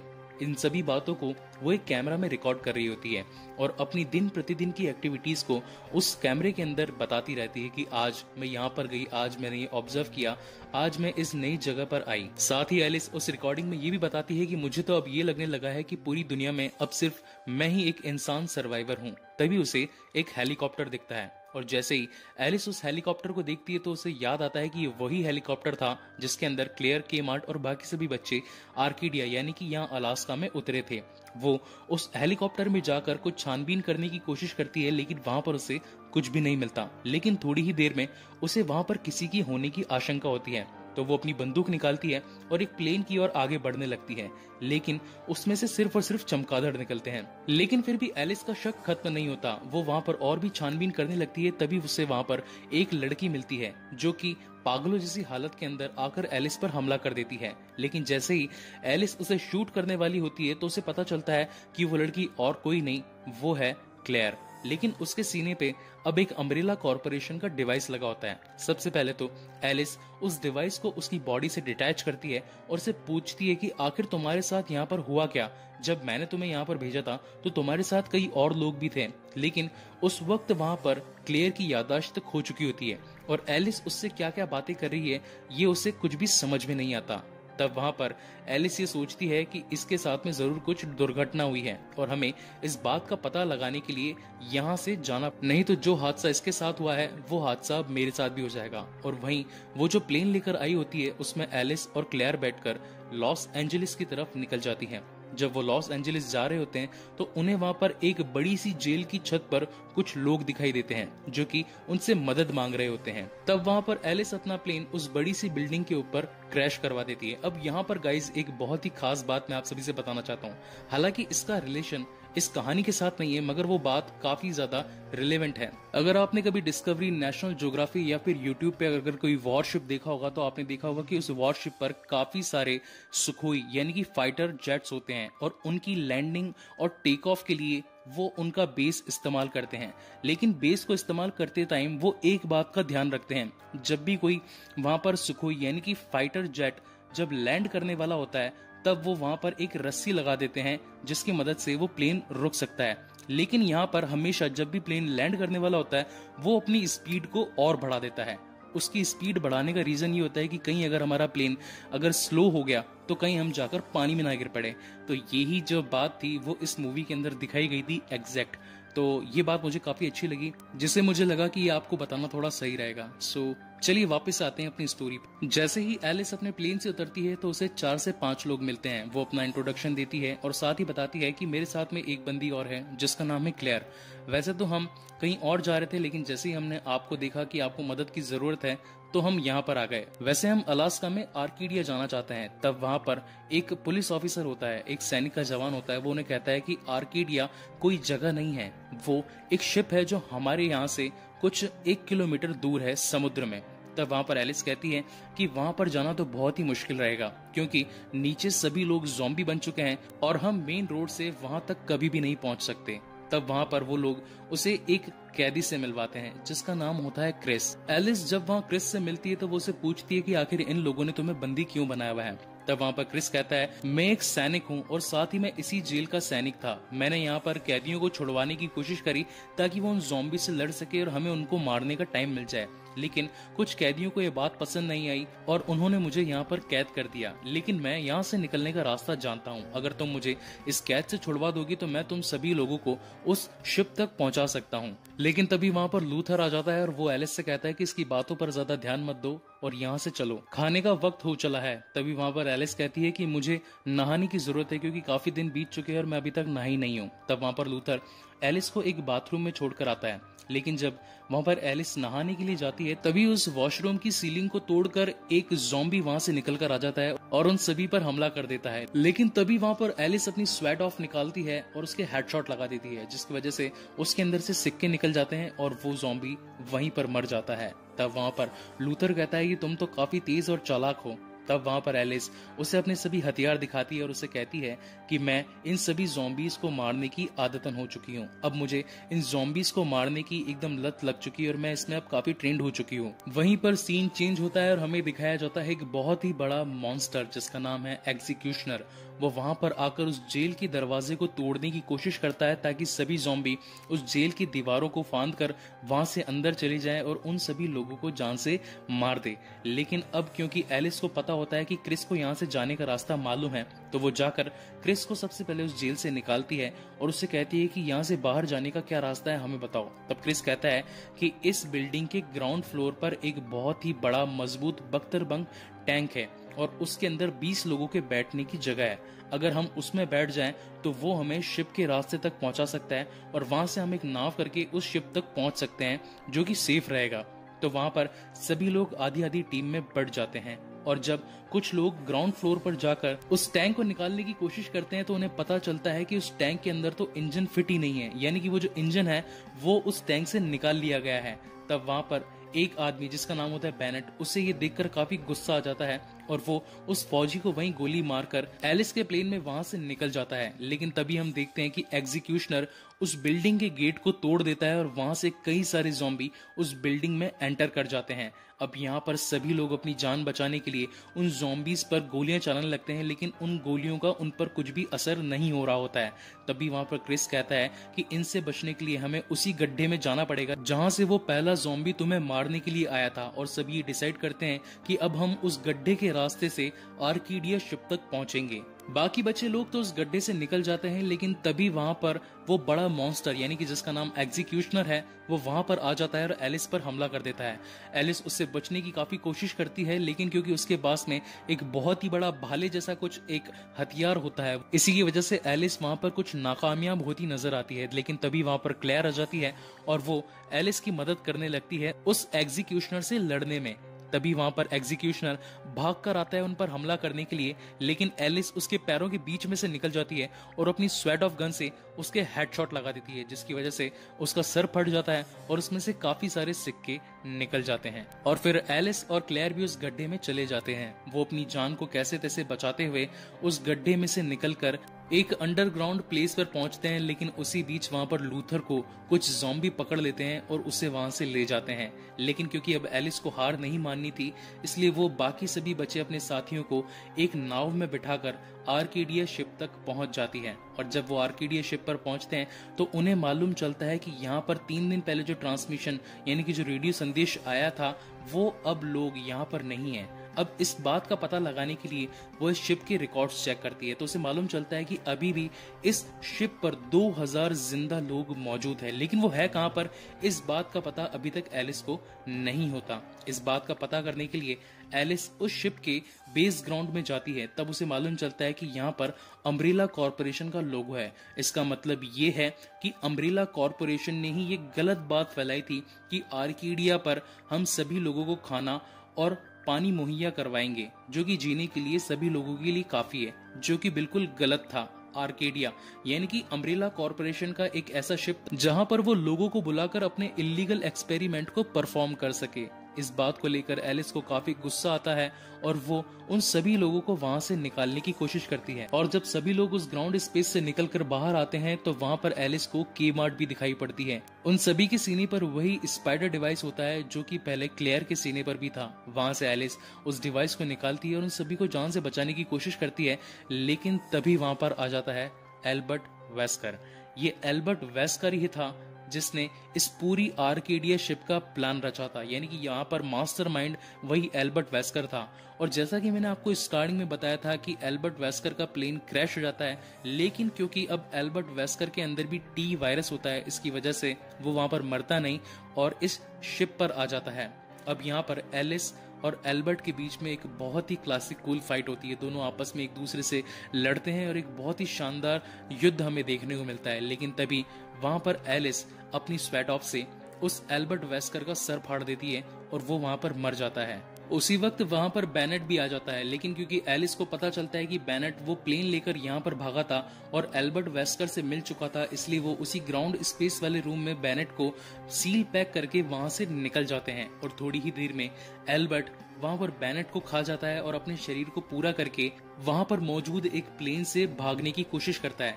लेकिन अब यहाँ पर कहानी का एक बहुत ही शानदार फेज हमें नजर आता है, क्योंकि लास्ट टाइम जब एल्बर्ट वेस्कर अपने हेलीकॉप्टर में भागा था तो उसने जिस तरीके से सेल्फ डिस्ट्रक्ट बॉम्ब को रिलीज करके पूरी टोक्यो की अम्ब्रेला कॉरपोरेशन को नष्ट कर दिया था, इसी तरह वो इस बार भी इस शिप के साथ में करने वाला था। लेकिन इस बात का पता इस बार एलिस को लग गया था, इसीलिए एलिस पहले ही उस सेल्फ डिस्ट्रक्ट बॉम्ब को उस हेलीकॉप्टर में फिट कर चुकी होती है। और जब वहां पर एल्बर्ट वेस्कर उस बम का रिमोट दबाता है तो उसका प्लेन पूरी तरीके से फट जाता है। लेकिन अगर आप इस सीन में गौर फरमाएंगे तो आपको पता लगेगा कि एल्बर्ट वेस्कर उस एक्सप्लोजन से भी बचकर वहां से निकल जाता है। और इसी के साथ ही एलिस वहां पर मौजूद सभी लोगों को जान से बचा लेती है और उन्हें एक नई जिंदगी मुहैया करवाती है। और साथ ही अब वो उस रेडियो ट्रांसमिशन को फिर से एक्टिवेट कर देती है और कहती है कि मैं आर्केडिया से बात कर रही हूँ, हमारे पास में एक शिप है और हम आप सभी लोगों को खाना और पानी मुहैया करवा सकते हैं। जो भी लोग अभी तक टी वायरस से इन्फेक्टेड नहीं हैं वो आर्केडिया में आकर अपनी जान बचा सकते हैं। लेकिन तभी हम देखते हैं कि वो जो ट्रांसमिशन था यानी कि जो संदेश एलिस ने भेजा था, तभी वहां पर कई सारे ड्रोन्स आ जाते हैं और वो उस शिप को घेर लेते हैं। और ये मूवी यहीं पर खत्म होती है। गाइस, आपको ये मूवी कैसी लगी प्लीज मुझे लाइक और कमेंट करके जरूर बताएं। और अगर आप मेरे चैनल पर नए आए हैं तो प्लीज मेरे चैनल को सब्सक्राइब जरूर करें। इसका 5वां पार्ट मैं जल्दी ही अपने चैनल पर अपलोड करूंगा। Thank you very much for watching this video. Hello everyone, Hitesh here. Today we gonna talk about the movie Resident Evil Retribution. ये रेसिडेंट इविल सीरीज का 5वां पार्ट है। इसके ऑलरेडी 4 पार्ट्स का एक्सप्लेनेशन मैंने अपने चैनल पर ऑलरेडी अपलोड किया हुआ है। अगर आप इस 5वें पार्ट को समझना चाहते हैं तो प्लीज मेरी एक छोटी सी गुजारिश है कि इसके 4 पार्ट्स एक बार जरूर देखिएगा। So without wasting time let's start the movie. कहानी की शुरुआत में हमें इस कहानी का रिकैप दिखाया जाता है, यानी कि जब एलिस को वो आर्केडिया शिप मिलता है, वहां पर जब वो अपना रेडियो ट्रांसमिशन एक सबमिट करती है सभी लोगों को जान से बचाने की कि आप में से जो भी लोग जिन पर अभी भी टी वायरस का कुछ भी असर नहीं हुआ है वो आर्केडिया शिप पर आकर अपनी जान बचा सकते हैं। लेकिन उस रेडियो ट्रांसमिशन की वजह से वहां पर रेड क्वीन के भेजे गए काफी सारे स्पाइडर डिवाइस वाले सैनिक अपने ड्रोन के साथ में एलिस के पूरे आर्केडिया शिप पर हमला कर देते हैं। और वहीं उन ड्रोन से लड़ते हुए, उन बड़े से एयरक्राफ्ट से लड़ते हुए वहां पर एलिस एक बड़े से एयरक्राफ्ट पर गोलियां चला देती है, जिसकी वजह से वो एयरक्राफ्ट आर्केडिया शिप से टकरा जाता है और वहां एक बहुत ही बड़ा एक्सप्लोजन हो जाता है, जिसकी वजह से एलिस पानी में गिर जाती है। अब यहाँ से सीन चेंज होता है और एलिस अपने आप को अम्ब्रेला कॉर्पोरेशन के एक नो एस्केप रूम में पाती है। तभी वहां पर एंट्री होती है इस स्टोरी की एक मेन कैरेक्टर की, जिसका नाम है जील वैलेंटाइन। हमने इस कैरेक्टर को इस मूवी के पहले और दूसरे पार्ट में देखा था, लेकिन दूसरे पार्ट में इस जील वैलेंटाइन कैरेक्टर का क्या हुआ हमें कुछ भी नहीं पता चलता और सीधा अब ये कैरेक्टर हमें दिखाई पड़ती है इस कहानी के 5वें पार्ट में। जील वैलेंटाइन की सीने पर भी वो स्पाइडर डिवाइस होता है, जिसकी वजह से वो रेड क्वीन के अंडर कंट्रोल में होती है। वो वहां पर आती है और एलिस से पूछती है कि तुम्हारे बाकी साथी कहाँ हैं और तुम्हारा अगला प्लान क्या है, लेकिन एलिस उसका कोई भी जवाब नहीं देती। तभी वहां पर जील एक करंट सप्लाई करती है और उस करंट की वजह से एलिस को काफी तकलीफ होती है और वो वहीं गिर जाती है। थोड़ी देर बाद में वहां पर जील फिर से आती है और सेम ही क्वेश्चन वापस एलिस से पूछती है कि तुम्हारे बाकी साथी कहाँ हैं और तुम्हारा अगला प्लान क्या है। एलिस फिर भी उसका जवाब नहीं देती और वो सेम की सेम प्रक्रिया उस पर वापस दोहरा देती है। ठीक ऐसा 5 से 6 बार होता रहता है, लेकिन तभी हम देखते हैं कि एलिस बेहोश होकर उस नो एस्केप रूम में गिर जाती है और थोड़ी देर बाद वहां पर उस अम्ब्रेला कॉर्पोरेशन की सभी लाइट्स बंद हो जाती है। उसी वक्त नो एस्केप रूम के एक ड्रॉर से वहां पर एलिस को एक नई ड्रेस मिलती है और वहां पर दिखाया जाता है कि अब एलिस के पास में 2 मिनट है इस अम्ब्रेला कॉर्पोरेशन के नो एस्केप रूम से बाहर निकलने के लिए। एलिस फटाफट उन कपड़ों को पहनती है और वहां से बाहर निकल जाती है और जैसे ही वो बाहर निकलती है तो वो पहुंचती है उसी लेजर रूम में और जैसे ही वो लेजर रूम में पहुंचती है वो लेजर रूम एक्टिवेट हो जाता है और साथ ही वो 2 मिनट भी खत्म हो जाते हैं। उन 2 मिनटों के अंदर रेड क्वीन फिर से एक्टिवेट हो जाती है और वो एलिस पर नजर रखनी शुरू कर देती है, लेकिन कैसे तैसे भागते हुए एलिस उस लेजर रूम से बाहर निकल जाती है और पहुंचती है सीधा टोक्यो में। सबसे पहले तो एलिस पास खड़ी एक पुलिस की गाड़ी में से एक बंदूक निकाल लेती है ताकि वो अपनी सुरक्षा कर सके और थोड़ी ही देर में आवाज आती है कि टोक्यो का सिमुलेशन शुरू होने वाला है, इंतजार करें। अब यहाँ पे सिमुलेशन का मतलब मैं आपको बता देता हूँ, क्योंकि अब ये एक ऐसी अम्ब्रेला कॉर्पोरेशन थी जो कि रूस के कामाक्षा नाम के शहर के अंडरग्राउंड बेस में उपस्थित थी।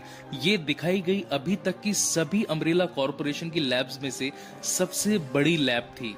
जैसा कि मैंने आपको बताया कि पहली लैब रैकून सिटी आर्कले माउंटेन्स में थी, दूसरी लैब सॉल्ट लेक सिटी में थी, तीसरी लैब टोक्यो के बेस ग्राउंड में थी और चौथी जो सबसे बड़ी लैब है वो यहाँ पे रूस के अंडरग्राउंड बेस कामाक्षा नाम के शहर में उपस्थित है। यहाँ पर कई सारे देशों के नकली देश बनाए गए थे, यानी कि 300 फीट की ऊंचाई में रहने वाले सभी देशों की कॉपी बनाई गई थी, जैसे कि Tokyo, California, London, Moscow, China और साथ ही रैकून सिटी। जब वहां पर एलिस अपने आप को टोक्यो में पाती है तो वहीं पर सेम टोक्यो का सिमुलेशन चालू हो जाता है। जिस तरीके से हमने लास्ट पार्ट में देखा था कि एक लड़की जो कि टी वायरस से इन्फेक्टेड होती है वो वहां पर एक इंसान को काटती है और देखते ही देखते वहां पर सभी लोग ज़ॉम्बी में बदल जाते हैं और सेम प्रक्रिया इस बार भी स्टार्ट हो जाती है। एक लड़की एलिस को दिखाई जाती है और वो एक इंसान को काट लेती है, जिसकी वजह से वहां पर सभी लोग अब ज़ॉम्बी में बदल जाते हैं। वहां पर एलिस खुद को बचाने के लिए उन सभी ज़ॉम्बीज से लड़कर एक किसी दूसरे पोर्शन में पहुंचती है जहां पर वो सभी ज़ॉम्बी एलिस पर हमला कर देते हैं। अब क्योंकि एलिस के पास में एक बंदूक थी और साथ ही हाथ में चेन, और उसके पास में लड़ने की अच्छी कला थी, इसकी वजह से वो वहां पर मौजूद सभी ज़ॉम्बीज को मारने की कोशिश करती है, लेकिन वो उसमें नाकामयाब होती नजर आती है। तभी हमें वहां पर रेसिडेंट इविल की एक और मेन कैरेक्टर दिखाई जाती है, जिसका नाम होता है एडा वोंग। एडा वोंग वहां पर आकर एलिस की मदद करती है और उन सभी मौजूद ज़ॉम्बीज को मारने में एलिस की हेल्प करती है, और वो दोनों वहां से उस पोर्शन से निकल जाते हैं। तब वहां पर एलिस एडा से पूछती है कि आखिर तुम कौन हो और मेरी मदद क्यों कर रही हो। तब वहां पर एडा वोंग एलिस को बताती है कि मुझे एल्बर्ट वेस्कर ने भेजा है, क्योंकि अब एल्बर्ट वेस्कर और मैं, हम दोनों ही अम्ब्रेला कॉर्पोरेशन के लिए काम नहीं करते, क्योंकि अब अम्ब्रेला कॉर्पोरेशन का मेन फोकस इस पूरी दुनिया से इंसानी जाति को खत्म करना रह गया है। और मैं और एल्बर्ट वेस्कर नहीं चाहते कि इंसानी दुनिया, यानी कि जितने भी लोग हैं, इंसान हैं, वो पूरी तरीके से यहाँ से खत्म हो जाएं। इसीलिए मुझे एल्बर्ट वेस्कर ने तुम्हें इस अम्ब्रेला कॉर्पोरेशन के रूस के हेडक्वार्टर से निकालने के लिए भेजा है, और थोड़ी ही देर में हम दोनों यहाँ से निकल जाएंगे और हमें रेस्क्यू करने के लिए लियोन और उसकी टीम भी हमें बचाने के लिए यहाँ पर आ रही है। और उसी वक्त वहां पर एक वेपन रैक जमीन से निकलकर एलिस के सामने आती है, और एलिस उस वेपन रैक में से 2 विक्टर निकालकर अपने पास में रख लेती है। अब यहाँ पर गाइज मैं आप सभी से एक छोटी सी बात कहना चाहता हूँ। रेसिडेंट इवल में दिखाई गई सारी गन्स जितनी भी थी वो मुझे बहुत ही ज्यादा पसंद आई। इसके फर्स्ट पार्ट में, यानी कि रेसिडेंट इवल फर्स्ट पार्ट में जो हमें गन्स दिखाई गई थी वो थी शॉटगन, जो पबजी की मेन गन्स हैं। दूसरी के अंदर हमें दिखाई गई यूजी जो कि एक एसएमजी है। इसके बाद में तीसरी के अंदर हमें दिखाई गई डैगर्स, यानी कि जो छोटे छोटे खंजर होते हैं। इसके फोर्थ पार्ट के अंदर एलिस के पास में थी स्वैड ऑफ, जो कि मोस्टली हमें मीरामार में दिखाई पड़ती है। और इसके फिफ्थ पार्ट, यानी कि जो इसका 5वीं कहानी है, उसके अंदर हमें देखने को मिलती है विक्टर। हालांकि विक्टर एक एसएमजी गन है, उसके अंदर ज्यादा एमोज नहीं डलती, लेकिन फिर भी इस कहानी के अंदर विक्टर को दिखाया गया है। सो जोक्स अपार्ट, वापस आते हैं अपनी स्टोरी की तरफ। वहीं सीन चेंज होता है और हमें दिखाई जाती है लियोन की टीम, जो कि सोवियत रूस में अपने ट्रक की मदद से वहां उस अम्ब्रेला कॉर्पोरेशन में आते हैं एलिस को बचाने के लिए। उनके पास में एक बहुत ही बड़ा सेल्फ डिस्ट्रैक्ट बॉम्ब भी होता है। उसमें वो 2 घंटे की टाइम लिमिट सेट कर देते हैं और ये सोचकर उस अम्ब्रेला कॉर्पोरेशन में एंट्री करते हैं कि 2 घंटे हम वहां से एलिस को बचाकर ले आएंगे, और साथ ही 2 घंटे बाद इस पूरी सोवियत रूस की, यानी कि रूस के अंदर जो अम्ब्रेला कॉर्पोरेशन की लैब है, उसका नामो निशान मिट जाएगा। वहीं पर सीन चेंज होता है और हमें दिखाई जाती है एलिस और एडा वोंग, जो कि अब टोक्यो के सिमुलेशन से निकलने की कोशिश करती है, लेकिन तभी वहां पर 2 बड़े बड़े एग्जीक्यूशनर ज़ॉम्बी आ जाते हैं और साथ ही वो एलिस और एडा पर हमला करने लगते हैं। लेकिन क्योंकि एलिस काफी फास्ट होती है तो वो उनके पैरों के नीचे से बचकर निकल जाती है, लेकिन तभी वहां पर एग्जीक्यूशनर उस पर भागकर हमला करने लगता है और अपने भाले जैसे हथियार को उस पर फेंक कर मारता है, लेकिन उसका निशाना चूक जाता है और उसका भाला एक टैंक, यानी कि जो पेट्रोल पंप का जो टैंक होता है, उसमें जाकर टकरा जाता है, जिसकी वजह से वहां से पेट्रोल गिरने लगता है। तभी वहां पर एलिस समझ जाती है कि मैं इनको नॉर्मली इस तरीके से नहीं मार सकती, तो वहां पर वो अपने पास में एडा वोंग को बुला लेती है और जो पेट्रोल जमीन पर फैला होता है, एक कार के टैंक में गोलियां चलाकर उस पेट्रोल की मदद से वो वहां पर एक बहुत ही बड़ा एक्सप्लोजन कर देती है, जिसकी वजह से वहां पर दोनों एग्जीक्यूशनर मर जाते हैं। और फिर वो दोनों वहां से रैकून सिटी सिमुलेशन के लिए आगे बढ़ती है। जब वो दोनों रैकून सिटी के सिमुलेशन में पहुंचते हैं तो उन्हें पता चलता है कि रैकून सिटी के अंदर ऑलरेडी ज़ॉम्बीज फैल चुके हैं और रैकून सिटी का हाल काफी बुरा हो चुका है। तभी वहां पर एलिस को लगता है कि पास के घर में कोई एक जिंदा इंसान है, यानी कि अभी तक उस पर टी वायरस का कुछ भी असर नहीं हुआ है, चलो चल के उसे बचाया जाए। जब वो उस घर में पहुंचते हैं तो वहां उन्हें एक बच्ची मिलती है जिसका नाम होता है बैकी।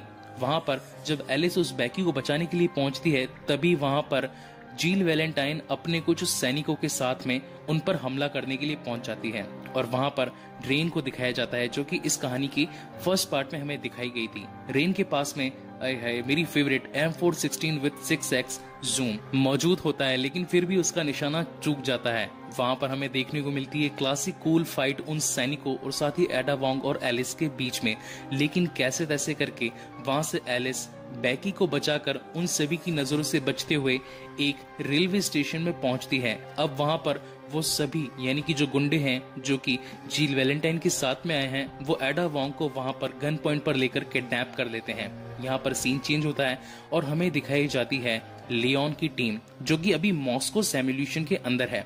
जब वो मॉस्को सिमुलेशन के अंदर आगे बढ़ने लगते हैं तो वहां पर कई सारे अनडेड ज़ॉम्बी आ जाते हैं और उन पर हमला करने लगते हैं। उन दोनों के बीच में काफी जंग होती है और दोनों आपस में एक दूसरे के ऊपर काफी गोलीबारियां करते हैं। लेकिन तभी वहां पर एक बहुत ही बड़ा ऊबर लिकर मॉन्स्टर आ जाता है जो कि उन पर भारी पड़ता है। लेकिन उनसे बचाव के लिए वहां पर एलिस आ जाती है और अपनी रोल्स रॉयस कार से उस ऊबर मॉन्स्टर को टक्कर दे देती है, जिसकी वजह से वहां पर ऊबर लिकर मॉन्स्टर गिर जाता है और उन सभी को वहां से बचकर निकलने का टाइम मिल जाता है। अब यहाँ से लियोन की पूरी टीम, एलिस, वो सभी पहुंचते हैं उसी रेलवे स्टेशन के बेस ग्राउंड में जहां पर वो बैकी को छुपा कर आई थी। वहां से सभी लोग आगे मॉस्को सिमुलेशन से निकलने की कोशिश कर ही रहे होते हैं। तभी वहां पर जील वैलेंटाइन और उसके कुछ गुंडे आकर उनका रास्ता रोक लेते हैं। वो उनसे काफी लड़ाई करते हैं, काफी वहां पर गोलीबारी होती है। लेकिन तभी वहां पर एक दूसरा उबर लिकर मॉन्स्टर आ जाता है और वो बैकी को अपने साथ में ले जाता है। हालांकि वहां पर एलिस उस गोलीबारी के अंदर जील वैलेंटाइन की टीम को खत्म कर देती है और वहां से बैकी को बचाने के लिए आगे बढ़ती है। उसके सभी दोस्त यानी कि लियोन की टीम वहां पर एलिस को बोलती है कि नहीं, उसे छोड़ दो, उसे जाने दो, वो क्योंकि एक क्लोन ही है, उसके मर जाने पर हमें कुछ भी फर्क नहीं पड़ेगा। लेकिन तब एलिस कहती है कि वो मेरी बेटी जैसी है और मुझे उसे बचाना ही होगा। और वहां से एलिस बैकी को बचाने के लिए उस ऊबर लिकर मॉन्स्टर के घोंसले में घुस जाती है। वहां पर उसे पता चलता है उसके 2 अंडों में से एक अंडे के अंदर बैकी छुपी हुई है। काफी चालाकी के साथ में वहां पर एलिस उस एक अंडे को तोड़कर उसमें से बैकी को बाहर निकालकर उसे बचा लेती है। लेकिन उसे दूसरे अंडे के अंदर एक ऐसा इंसान यानी कि एक ऐसा फौजी दिखता है जिसके पास में कई सारे बम थे। वो उस बम को अपने साथ में लेकर वहां से निकल जाती है। लेकिन उसी बीच वहां पर रेड क्वीन उस पूरी अम्ब्रेला कॉर्पोरेशन यानी कि जो रूस के अंडरग्राउंड में जो पूरी लैब है उसकी इलेक्ट्रिसिटी को बंद कर देती है, जिसकी वजह से अब वहां की लिफ्ट भी बंद हो जाती है ताकि कोई भी वहां से निकलकर भाग ना पाए। एलिस बैकी को बचाकर वहां से भागने लगती है। तभी वो पहुंचते हैं एक बहुत ही बड़े सेक्शन में जहां पर दिखाई पड़ते हैं हमें कई सारे क्लोन जो कि बनाए गए थे अम्ब्रेला कॉर्पोरेशन के द्वारा। उन सभी क्लोन्स का काम था कि नकली बनाए गए शहर में एक नकली एनवायरनमेंट बनाकर उसकी पूरी वीडियो रिकॉर्डिंग करी जाए और एक टी वायरस का प्रकोप किस तरीके से फैला जाता है उसको सब कुछ रिकॉर्ड करके दूसरे देश के अंदर बेचा जाए। अब यहाँ पर अम्ब्रेला कॉर्पोरेशन का एक बहुत ही खास खुलासा हमें देखने को मिलता है। अम्ब्रेला कॉर्पोरेशन जो कि एक बायोमैकेनिकल टी वायरस पर काम कर रही होती है, उनका मेन काम ये होता है कि किसी एक देश में वायरस को फैलाओ और दूसरे देश को उसका एंटीडोट बेच दो ताकि उन्हें कई सारा मुनाफा हो और वो अपना काम फिर से जारी रख सकें। अब यहाँ पर एलिस को लगता है कि अगर ये क्लोन अब जिंदा रहेंगे या फिर और बनते रहेंगे तो ये अम्ब्रेला कॉर्पोरेशन का काम कभी भी बंद नहीं होगा। इसलिए अब मुझे यहाँ पर बम लगाना ही पड़ेगा ताकि ये पूरी लैब नष्ट हो जाए और आज के बाद टी वायरस का नामो निशान मिट जाए। उसी वक्त वहाँ पर एक और ऊबर लिकर मॉन्स्टर आ जाता है और वहाँ पर एलिस से लड़ने लगता है। लेकिन क्योंकि अब एलिस के पास में विक्टर होती है तो उसकी मदद से वो उस ऊबर लिकर मॉन्स्टर को वहीं पर जान से मार देती है और आगे अपने दोस्तों के पास पहुंचती है। तब वहां पर सभी दोस्त कहते हैं कि ये लिफ्ट तो बंद हो चुकी है क्योंकि रेड क्वीन ने यहाँ की इलेक्ट्रिसिटी को बंद कर दिया है, अब हम यहाँ से कैसे निकलेंगे। तब वहां पर एलिस उस चुराए गए बम को उस लिफ्ट के नीचे फिट कर देती है, जिसकी वजह से वहां पर एक बहुत ही बड़ा एक्सप्लोजन होता है और पानी उस पूरी लैब के अंदर आ जाता है। अब क्योंकि पानी लैब के अंदर आ जाता है तो उस पानी के दबाव से वो लिफ्ट जमीन के तल तक आ जाती है और उन सभी की जान बच जाती है। और हम देखते हैं कि वहां पर एलिस को वो टीम पूरी रेस्क्यू कर वहां से निकलने लगती है। लेकिन तभी वहां पर जील वैलेंटाइन अपनी एक पनडुब्बी के साथ में जमीन के तल तक आ जाती है और उन पर गोलीबारी चालू कर देती है। तब वहां पर एलिस जील से कहती है कि तुम्हारी लड़ाई मुझसे है, इन बेचारों का क्या दोष, अगर तुम्हें लड़ना ही है तो मुझसे लड़ो। अब हमें वहां पर दिखाई जाती है जील वैलेंटाइन और एलिस के बीच में एक बहुत ही खतरनाक फाइट। दोनों ही काफी फास्ट होती है और दोनों में ही काफी अच्छी स्ट्रेंथ होती है, इसलिए दोनों के बीच में एक बहुत ही शानदार लड़ाई हमें देखने को मिलती है। फिर भी उस लड़ाई के चलते वहां पर एलिस जील वैलेंटाइन के सीने पर जो स्पाइडर डिवाइस लगा होता है उसे खींचकर निकाल देती है, जिससे अब जील वैलेंटाइन फिर से होश में आ जाती है। लेकिन इस बात से वहां पर रेन जो कि क्लोन होती है उसे काफी गुस्सा आ जाता है, तो वो अपने शरीर में एक डबल डोज टी वायरस लगा लेती है, जिसकी वजह से उसकी स्ट्रेंथ, उसकी फास्टनेस और उसकी हीलिंग पावर काफी ज्यादा बढ़ जाती है और वो एलिस से लड़ने लगती है। लेकिन अब जब एलिस उस पर काफी गोलियां चलाती है, उस पर काफी सारे वार करती है, तो वो वहां से रेन बचकर निकल जाती है और उस पर गोलियों का कुछ भी असर नहीं होता और जितनी भी गोलियां रेन को लगी होती है वो उन सभी गोलियों को अपने शरीर से बाहर निकाल देती है और साथ ही एलिस से कहती है कि तुम मुझे नहीं मार सकती, तुम मेरा कुछ भी नहीं बिगाड़ सकती। तब वहां पर एलिस चालाकी से उसकी जमीन जहां पर वो खड़ी होती है रेन, उस जमीन पर काफी गोलियां चला देती है जिसकी वजह से वहां की बर्फ में छेद हो जाता है और वो रेन पानी के अंदर गिर जाती है। अब क्योंकि लैब के अंदर कई सारे ज़ॉम्बी थे तो वो रेन को वहां से पकड़ लेते हैं और वहां से बाहर नहीं आने देते। रेन काफी कोशिश करती है उन ज़ॉम्बी से बचने की, लेकिन वो सभी ज़ॉम्बी रेन को पानी में पकड़कर ले जाते हैं और इसी के साथ अम्ब्रेला कॉरपोरेशन का ये लैब भी तबाह हो जाता है। अब रेस्क्यू करने आए जो लियोन की टीम थी वो वहां से एलिस, बैकी और साथ ही जील वैलेंटाइन को एक हेलीकॉप्टर में बिठाकर व्हाइट हाउस की तरफ ले जाते हैं, जैसा कि एल्बर्ट वेस्कर ने कहा था। जब वो सभी लोग व्हाइट हाउस में पहुंचते हैं तो वहां पर उन्हें मिलता है एल्बर्ट वेस्कर। हालांकि एल्बर्ट वेस्कर के अंदर अभी भी टी वायरस का असर होता है और वो अब इन सब से यानी कि पूरी दुनिया में जो टी वायरस फैल चुका होता है उससे परेशान हो चुका होता है और उसके पास अब लड़ने का कोई भी सहारा नहीं होता। इसलिए वो फिर से अपने टी वायरस का इंजेक्शन एलिस के गर्दन में लगा देता है, जिसकी वजह से एलिस की गई हुई सारी शक्तियां वापस से आ जाती है। और यहाँ पर हमें दिखाया जाता है कि एल्बर्ट वेस्कर, एलिस, जील वैलेंटाइन, लियोन की टीम अब लड़ने के लिए तैयार हैं उन सभी ज़ॉम्बीज से जो कि इस पूरी दुनिया पर कहर बरसा रहे हैं। और इसी के साथ ये मूवी यहीं पर खत्म होती है। गाइस, आपको ये मूवी कैसी लगी प्लीज मुझे लाइक और कमेंट करके जरूर बताएं। इसका छठा और लास्ट पार्ट मैं जल्दी ही अपने चैनल पर अपलोड करूंगा और अगर आपको ये वीडियोस अच्छे लगते हो तो प्लीज मेरे चैनल को सब्सक्राइब जरूर करें। Thank you very much for watching this video. Hello everyone, Hitesh here. Today we're gonna talk about the movie Resident Evil Final Chapter. ये इस सीरीज की छठी और आखिरी कहानी है। So without wasting time, let's start the movie. इस कहानी की शुरुआत में हमें बीते हुए 5 पार्ट्स का एक शॉर्ट एक्सप्लेनेशन देखने को मिलता है। हमें ये पता चलता है कि रैकून सिटी में एक हाइव नाम की लेबोरेटरी यानी कि एक लैब है जहां पर टी वायरस की बायोमैकेनिकल ट्यूब टूट जाती है, जिसकी वजह से उस पूरे लैब में और साथ ही उस लैब से बाहर निकलकर रैकून सिटी में भी वो पूरा टी वायरस अपना प्रकोप यानी कि कहर मचा देता है और देखते ही देखते पूरी दुनिया उस टी वायरस की चपेट में आ जाती है, जिसकी वजह से सभी जिंदा लोग ज़ॉम्बी में बदल जाते हैं। और यहाँ से अब कहानी शुरू होती है हमारे फाइनल चैप्टर की तरफ।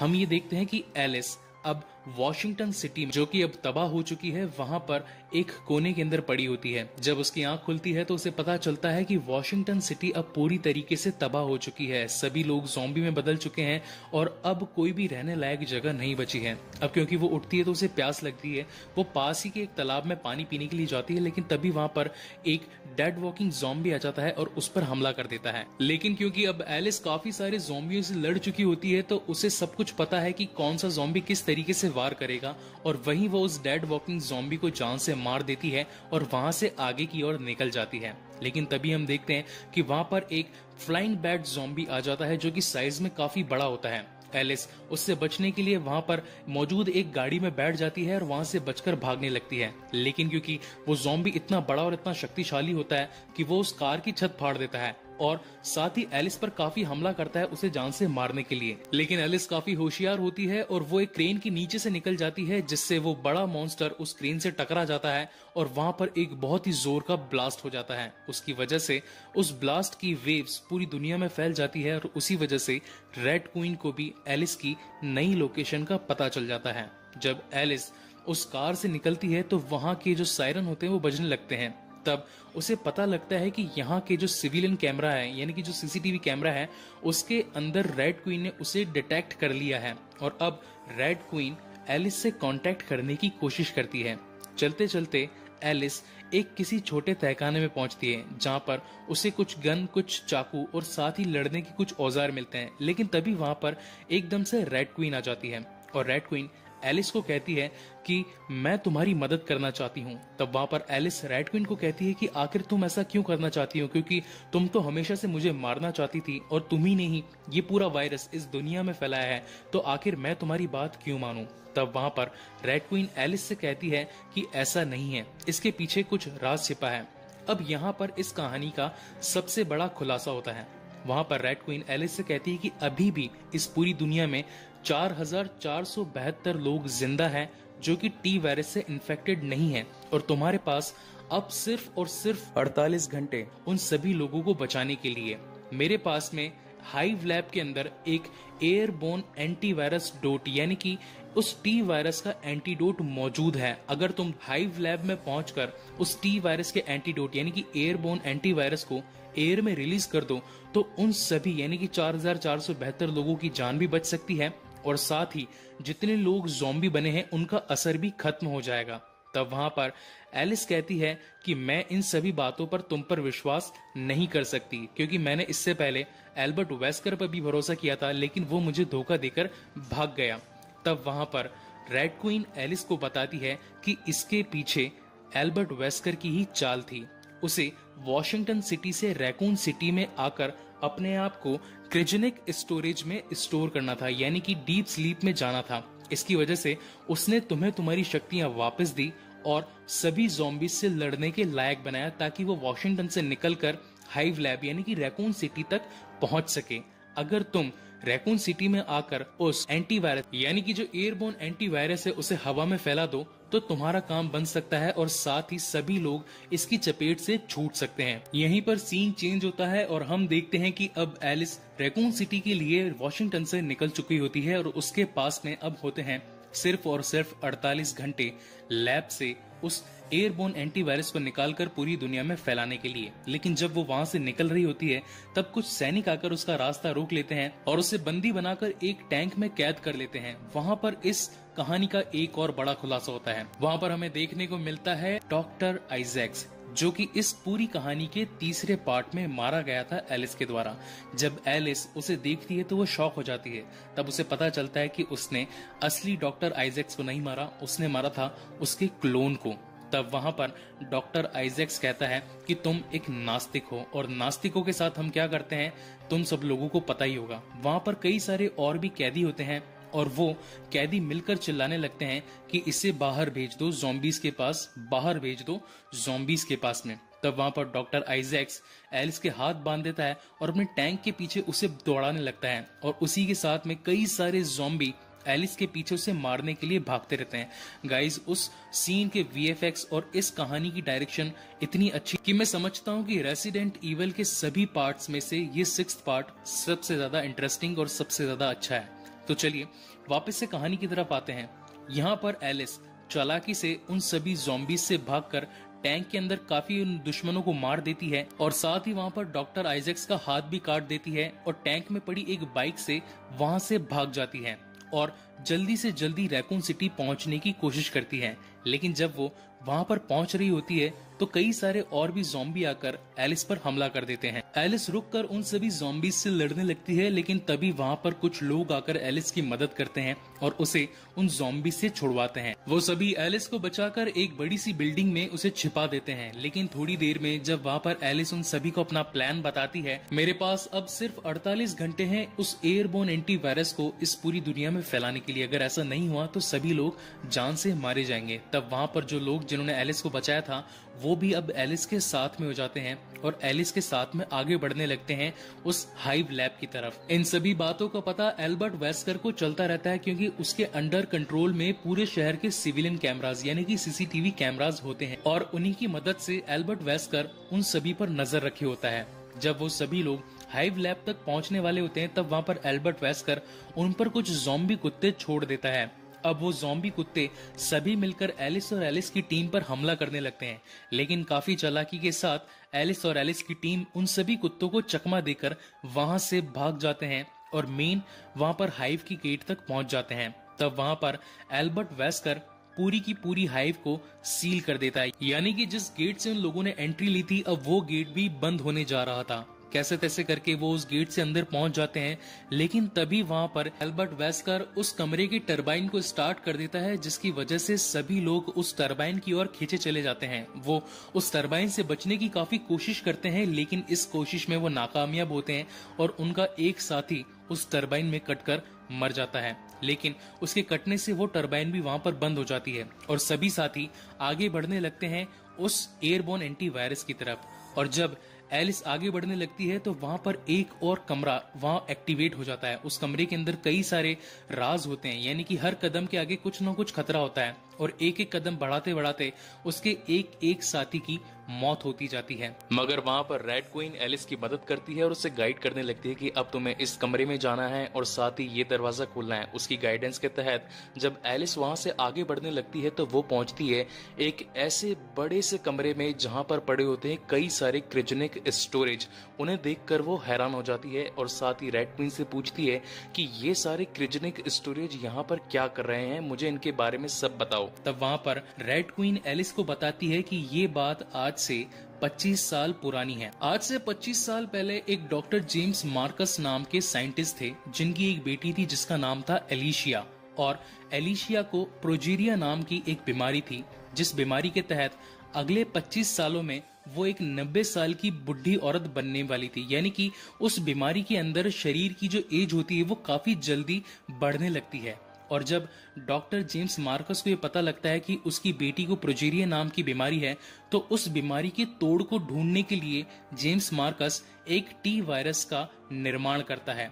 टी वायरस किसी भी बॉडी के डेड सेल्स को जिंदा करने में सक्षम होते थे, इसलिए जब उसने ये वायरस बनाया था और अपनी बेटी को दिया था तो उस एजिंग की बीमारी का सोल्यूशन डॉक्टर मार्कस को मिलने लगा था। तब डॉक्टर मार्कस को ये लगता है कि अगर ये टी वायरस मेरी बेटी को ठीक कर सकता है तो इस पूरी दुनिया में कितने ऐसे बच्चे हैं जिनको अगर मैं ये टी वायरस दे दूं तो उनकी जान भी बच सकती है और वो भी अपने जीवन को काफी अच्छी तरीके से बिता सकते हैं। लेकिन थोड़े ही दिनों में हमें ये पता चलने लगता है कि उस टी वायरस के अच्छी की वजह कुछ कुछ बुरे नुकसान भी हैं, और वो टी वायरस किसी भी अगर बच्चे को इन्फेक्ट कर देता है तो वो एक तरीके से ज़ॉम्बी में बदलने लगता है और जिसको भी काटता है तो वो भी ज़ॉम्बी में बदलने लगते हैं। तब मार्कस ये डिसाइड करता है कि अब मुझे टी वायरस को बनाना बंद कर देना चाहिए। लेकिन तभी वहां पर उसका को फाउंडर यानी कि एक और डॉक्टर आइजैक्स वहां पर आ जाता है और उसे कहता है कि तुम इस टी वायरस को बनाना बंद मत करो, मैं इसे काफी बड़ी सेना और दूसरे मार्केट्स में बेचूंगा जिससे इस कंपनी को काफी मुनाफा हो सकता है। लेकिन डॉक्टर मार्कस उसे काफी मना करता है और उसे कहता है कि ऐसा करना गलत रहेगा। अगर ये वायरस पूरी दुनिया में फैल गया तो पूरी दुनिया इसकी चपेट में आ जाएगी और एक दिन ऐसा आएगा कि सब लोग मारे जाएंगे। लेकिन वहां पर डॉक्टर आइजैक्स मार्कस की बात नहीं मानता और उसे वहीं पर एल्बर्ट वेस्कर की मदद से जान से मार देता है। अब क्योंकि ये तीनों ही लोग अम्ब्रेला कॉर्पोरेशन के 3 सबसे बड़े पार्टनर होते हैं तो इनके पास में उस कंपनी के 30% के शेयर्स होते हैं और साथ ही 10% शेयर बाकी लोगों में बटे होते हैं। अब यहाँ पर मार्कस के मर जाने के बाद में लीगली इसके 30% की मालिक उसकी बेटी एलिसिया होती है, तो इसकी वजह से डॉक्टर आइजैक्स उसकी बेटी को गोद लेता है। यहाँ से समय 10 साल आगे बढ़ता है और अब हम देखते हैं कि इन 10 सालों में जो एलिसिया होती है उसकी एज भी अब काफी ज्यादा बढ़ने लगती है। और एक दिन जब डॉक्टर आइजैक्स अपने कई सारे साथियों के साथ एक मीटिंग ले रहा होता है तो उसमें वो ये रिवील करता है कि मैंने एक टी वायरस बनाया है, उस टी वायरस की मदद से हम इस दुनिया का अंत कर सकते हैं। अब यहाँ पर एक और बहुत ही खास बात है जो मैं आप सभी से शेयर करना चाहता हूँ। नॉर्मली जिस तरीके से जनसंख्या बढ़ रही है तो उसकी वजह से भूखमरी, विश्व युद्ध और साथ ही बढ़ती बीमारियों का खतरा बढ़ रहा था। तो इसकी वजह से उसे ऐसा लगता है कि एक दिन ऐसा आएगा जब पूरी दुनिया का विनाश हो जाएगा और सभी लोग मारे जाएंगे। मगर ऐसा क्यों ना हो कि इस पूरी दुनिया का अंत हम लोग खुद ही कर दें और साथ ही उस वक्त तक एक ऐसे डीप स्लीप चेंबर में सो जाएं जब तक नई दुनिया का फिर से क्रिएशन नहीं होता। और इसी की वजह से डॉक्टर आइजैक्स चाहता था कि वो खुद ही इस टी वायरस को पूरी दुनिया में फैला दे जिसकी वजह से सभी लोग मर जाएं और हमारे खास लोग एक क्रियोजेनिक स्टोरेज में सो जाएं काफी लंबे समय तक के लिए, और जब वो जागे तो उन्हें अपने सामने एक नई दुनिया मिले जीने के लिए। और यही वजह थी कि डॉक्टर आइजैक्स ने उस बायोमैकेनिकल ट्यूब को यानी कि टी वायरस को हाइव लैब के अंदर फैला दिया था। और जब एलिस वहां से आगे निकलने लगती है तो उसके सामने एक और नया डॉक्टर आइजैक्स सामने मिलता है। एलिस उस डॉक्टर आइजैक्स को देखकर फिर से शॉक हो जाती है और उसे ये पता चलता है कि ये भी एक क्लोन है। लेकिन तब डॉक्टर आइजैक्स उसे बताता है कि वो ही असली डॉक्टर आइजैक्स है और जिनसे अभी तक वो मिली थी वो सभी उसके क्लोन थे। और यहाँ पर एक और सबसे मेन बात कहानी की हमारे सामने आती है।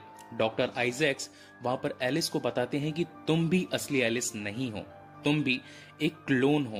तब एलिस को ये बात सुनकर काफी हैरानी होती है। तो एलिस उसकी बात पर भरोसा नहीं करती और उसे कहती है कि मैं ही असली एलिस हूँ। तब वहाँ पर डॉक्टर आइजैक्स एलिस को बताते हैं कि तुम एक क्लोन हो, क्योंकि तुम्हें अपने बचपन की बातें कुछ भी याद नहीं है। कभी तुमने कोशिश करी है अपने बचपन में झांकने की? तब वहां पर एलिस डॉक्टर आइजैक से कहती है कि ये सब कुछ एक एक्सीडेंट के तहत हुआ। मैंने उस एक्सीडेंट में अपनी बीती सभी बातें भुला दी है, जिसकी वजह से मुझे मेरे बचपन की कुछ भी बात याद नहीं है। लेकिन डॉक्टर आइजैक्स बताते हैं कि तुम्हारा क्लोन तुम्हारे 25 साल की एज में बनाया गया था, इसकी वजह से तुम्हें अपने बचपन की कोई भी बातें याद नहीं है। तुम एलिशिया की ही कॉपी हो, तुम एलिशिया के डीएनए से बनाई गई एक क्लोन हो। एलिशिया जो कि जेम्स मार्कस की बेटी थी, जब उसे प्रोजेरिया नाम की बीमारी हुई थी तब जेम्स मार्कस ने उसके डीएनए, उसके हाव भाव और उसके बिताए गए सभी दिनों को रिकॉर्ड कर लिया था। लेकिन जब मैंने उसे मार दिया था तो उसकी की गई सभी रिसर्च, उसकी बेटी का डीएनए टेस्ट और उसकी सभी रिकॉर्ड की गई यादों से मैंने एक ऐसा सुपर कंप्यूटर बनाया जो कि मेरी इस पूरी लैब को कंट्रोल कर सकती थी, जिसे मैंने नाम दिया रेड क्वीन। अब रेड क्वीन जिस तरीके से एक एलिशिया की ट्वीक की गई एक आर्टिफिशियल इंटेलिजेंस थी, उसी की तरह मैंने उसका डीएनए फिर से यूज करके एक और क्लोन बनाया। वो क्लोन हो तुम। और अब एक तरीके से देखा जाए तो एलिशिया, रेड क्वीन और एलिस, तुम तीनों ही एक हो। और फिर डॉक्टर आइजैक्स अपनी जेब से उस एयरबोर्न एंटीवायरस को निकालता है और एलिस से पूछता है कि यहाँ तुम इसी की तलाश में आई थी, मगर ये तुम्हें नहीं मिलेगा। मैं अब इस पूरी दुनिया का राजा बनने वाला हूँ। ये पूरी दुनिया जब ज़ॉम्बीज के अटैक से खत्म हो जाएगी तब सिर्फ और सिर्फ मैं बचूंगा, जो इन सभी लोगों को क्रायोजेनिक स्टोरेज से निकालेगा और ये सब लोग मेरे गुलाम होंगे।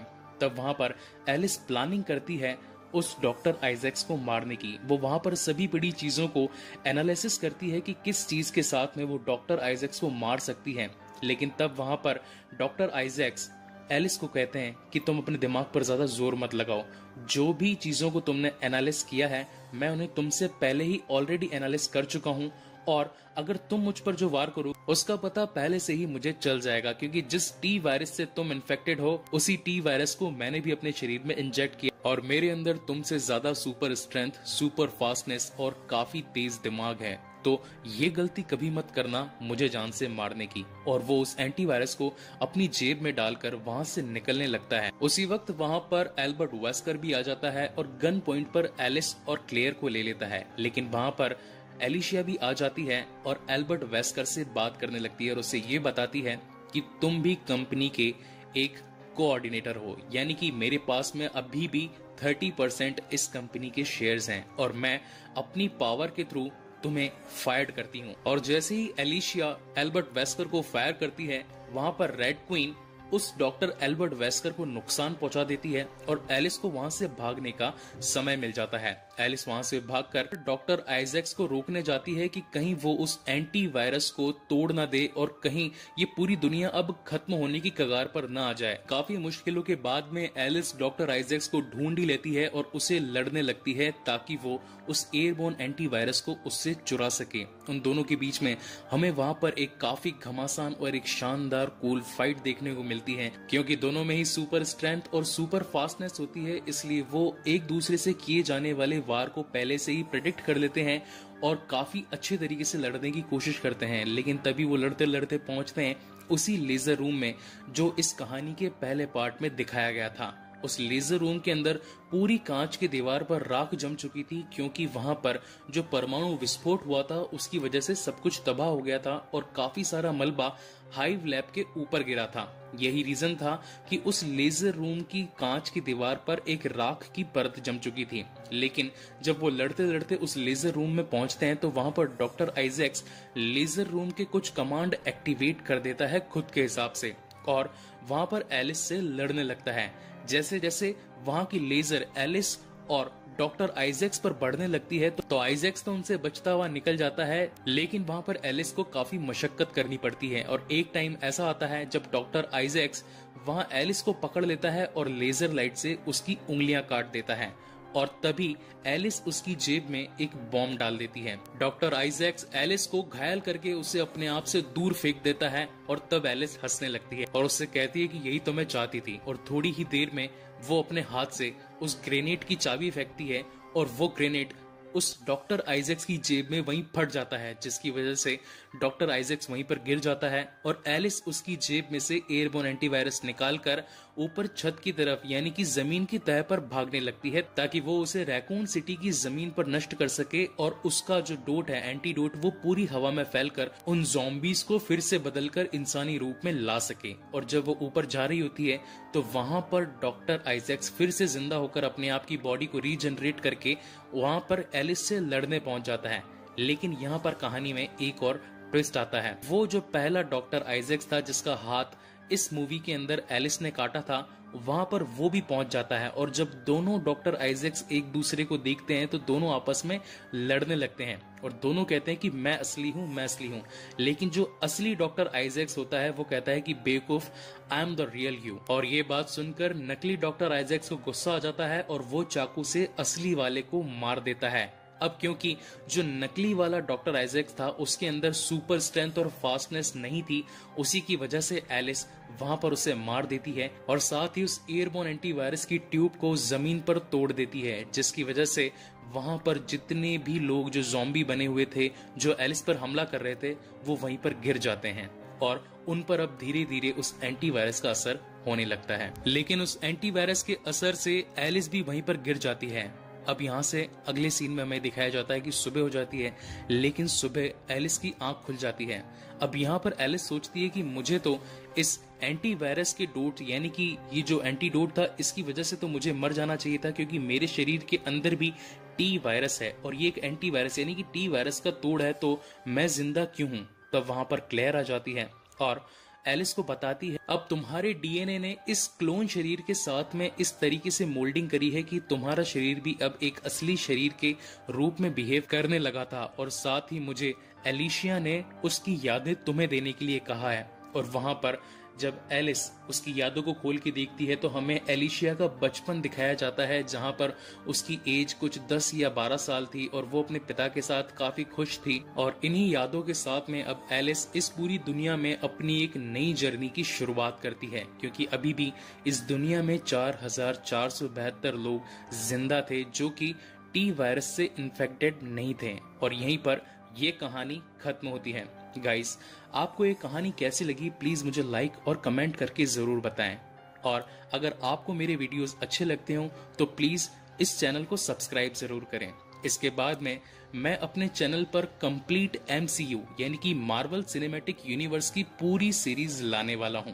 तो जिस तरीके से आपने अपना सपोर्ट मुझे मेरे पुराने वीडियोस पर दिया था, मैं चाहता हूं कि आने वाली इस सीरीज को भी आप अपना फुल सपोर्ट और फुल लव दें। So thank you so much guys for watching this video. मिलते हैं अगले वीडियो में।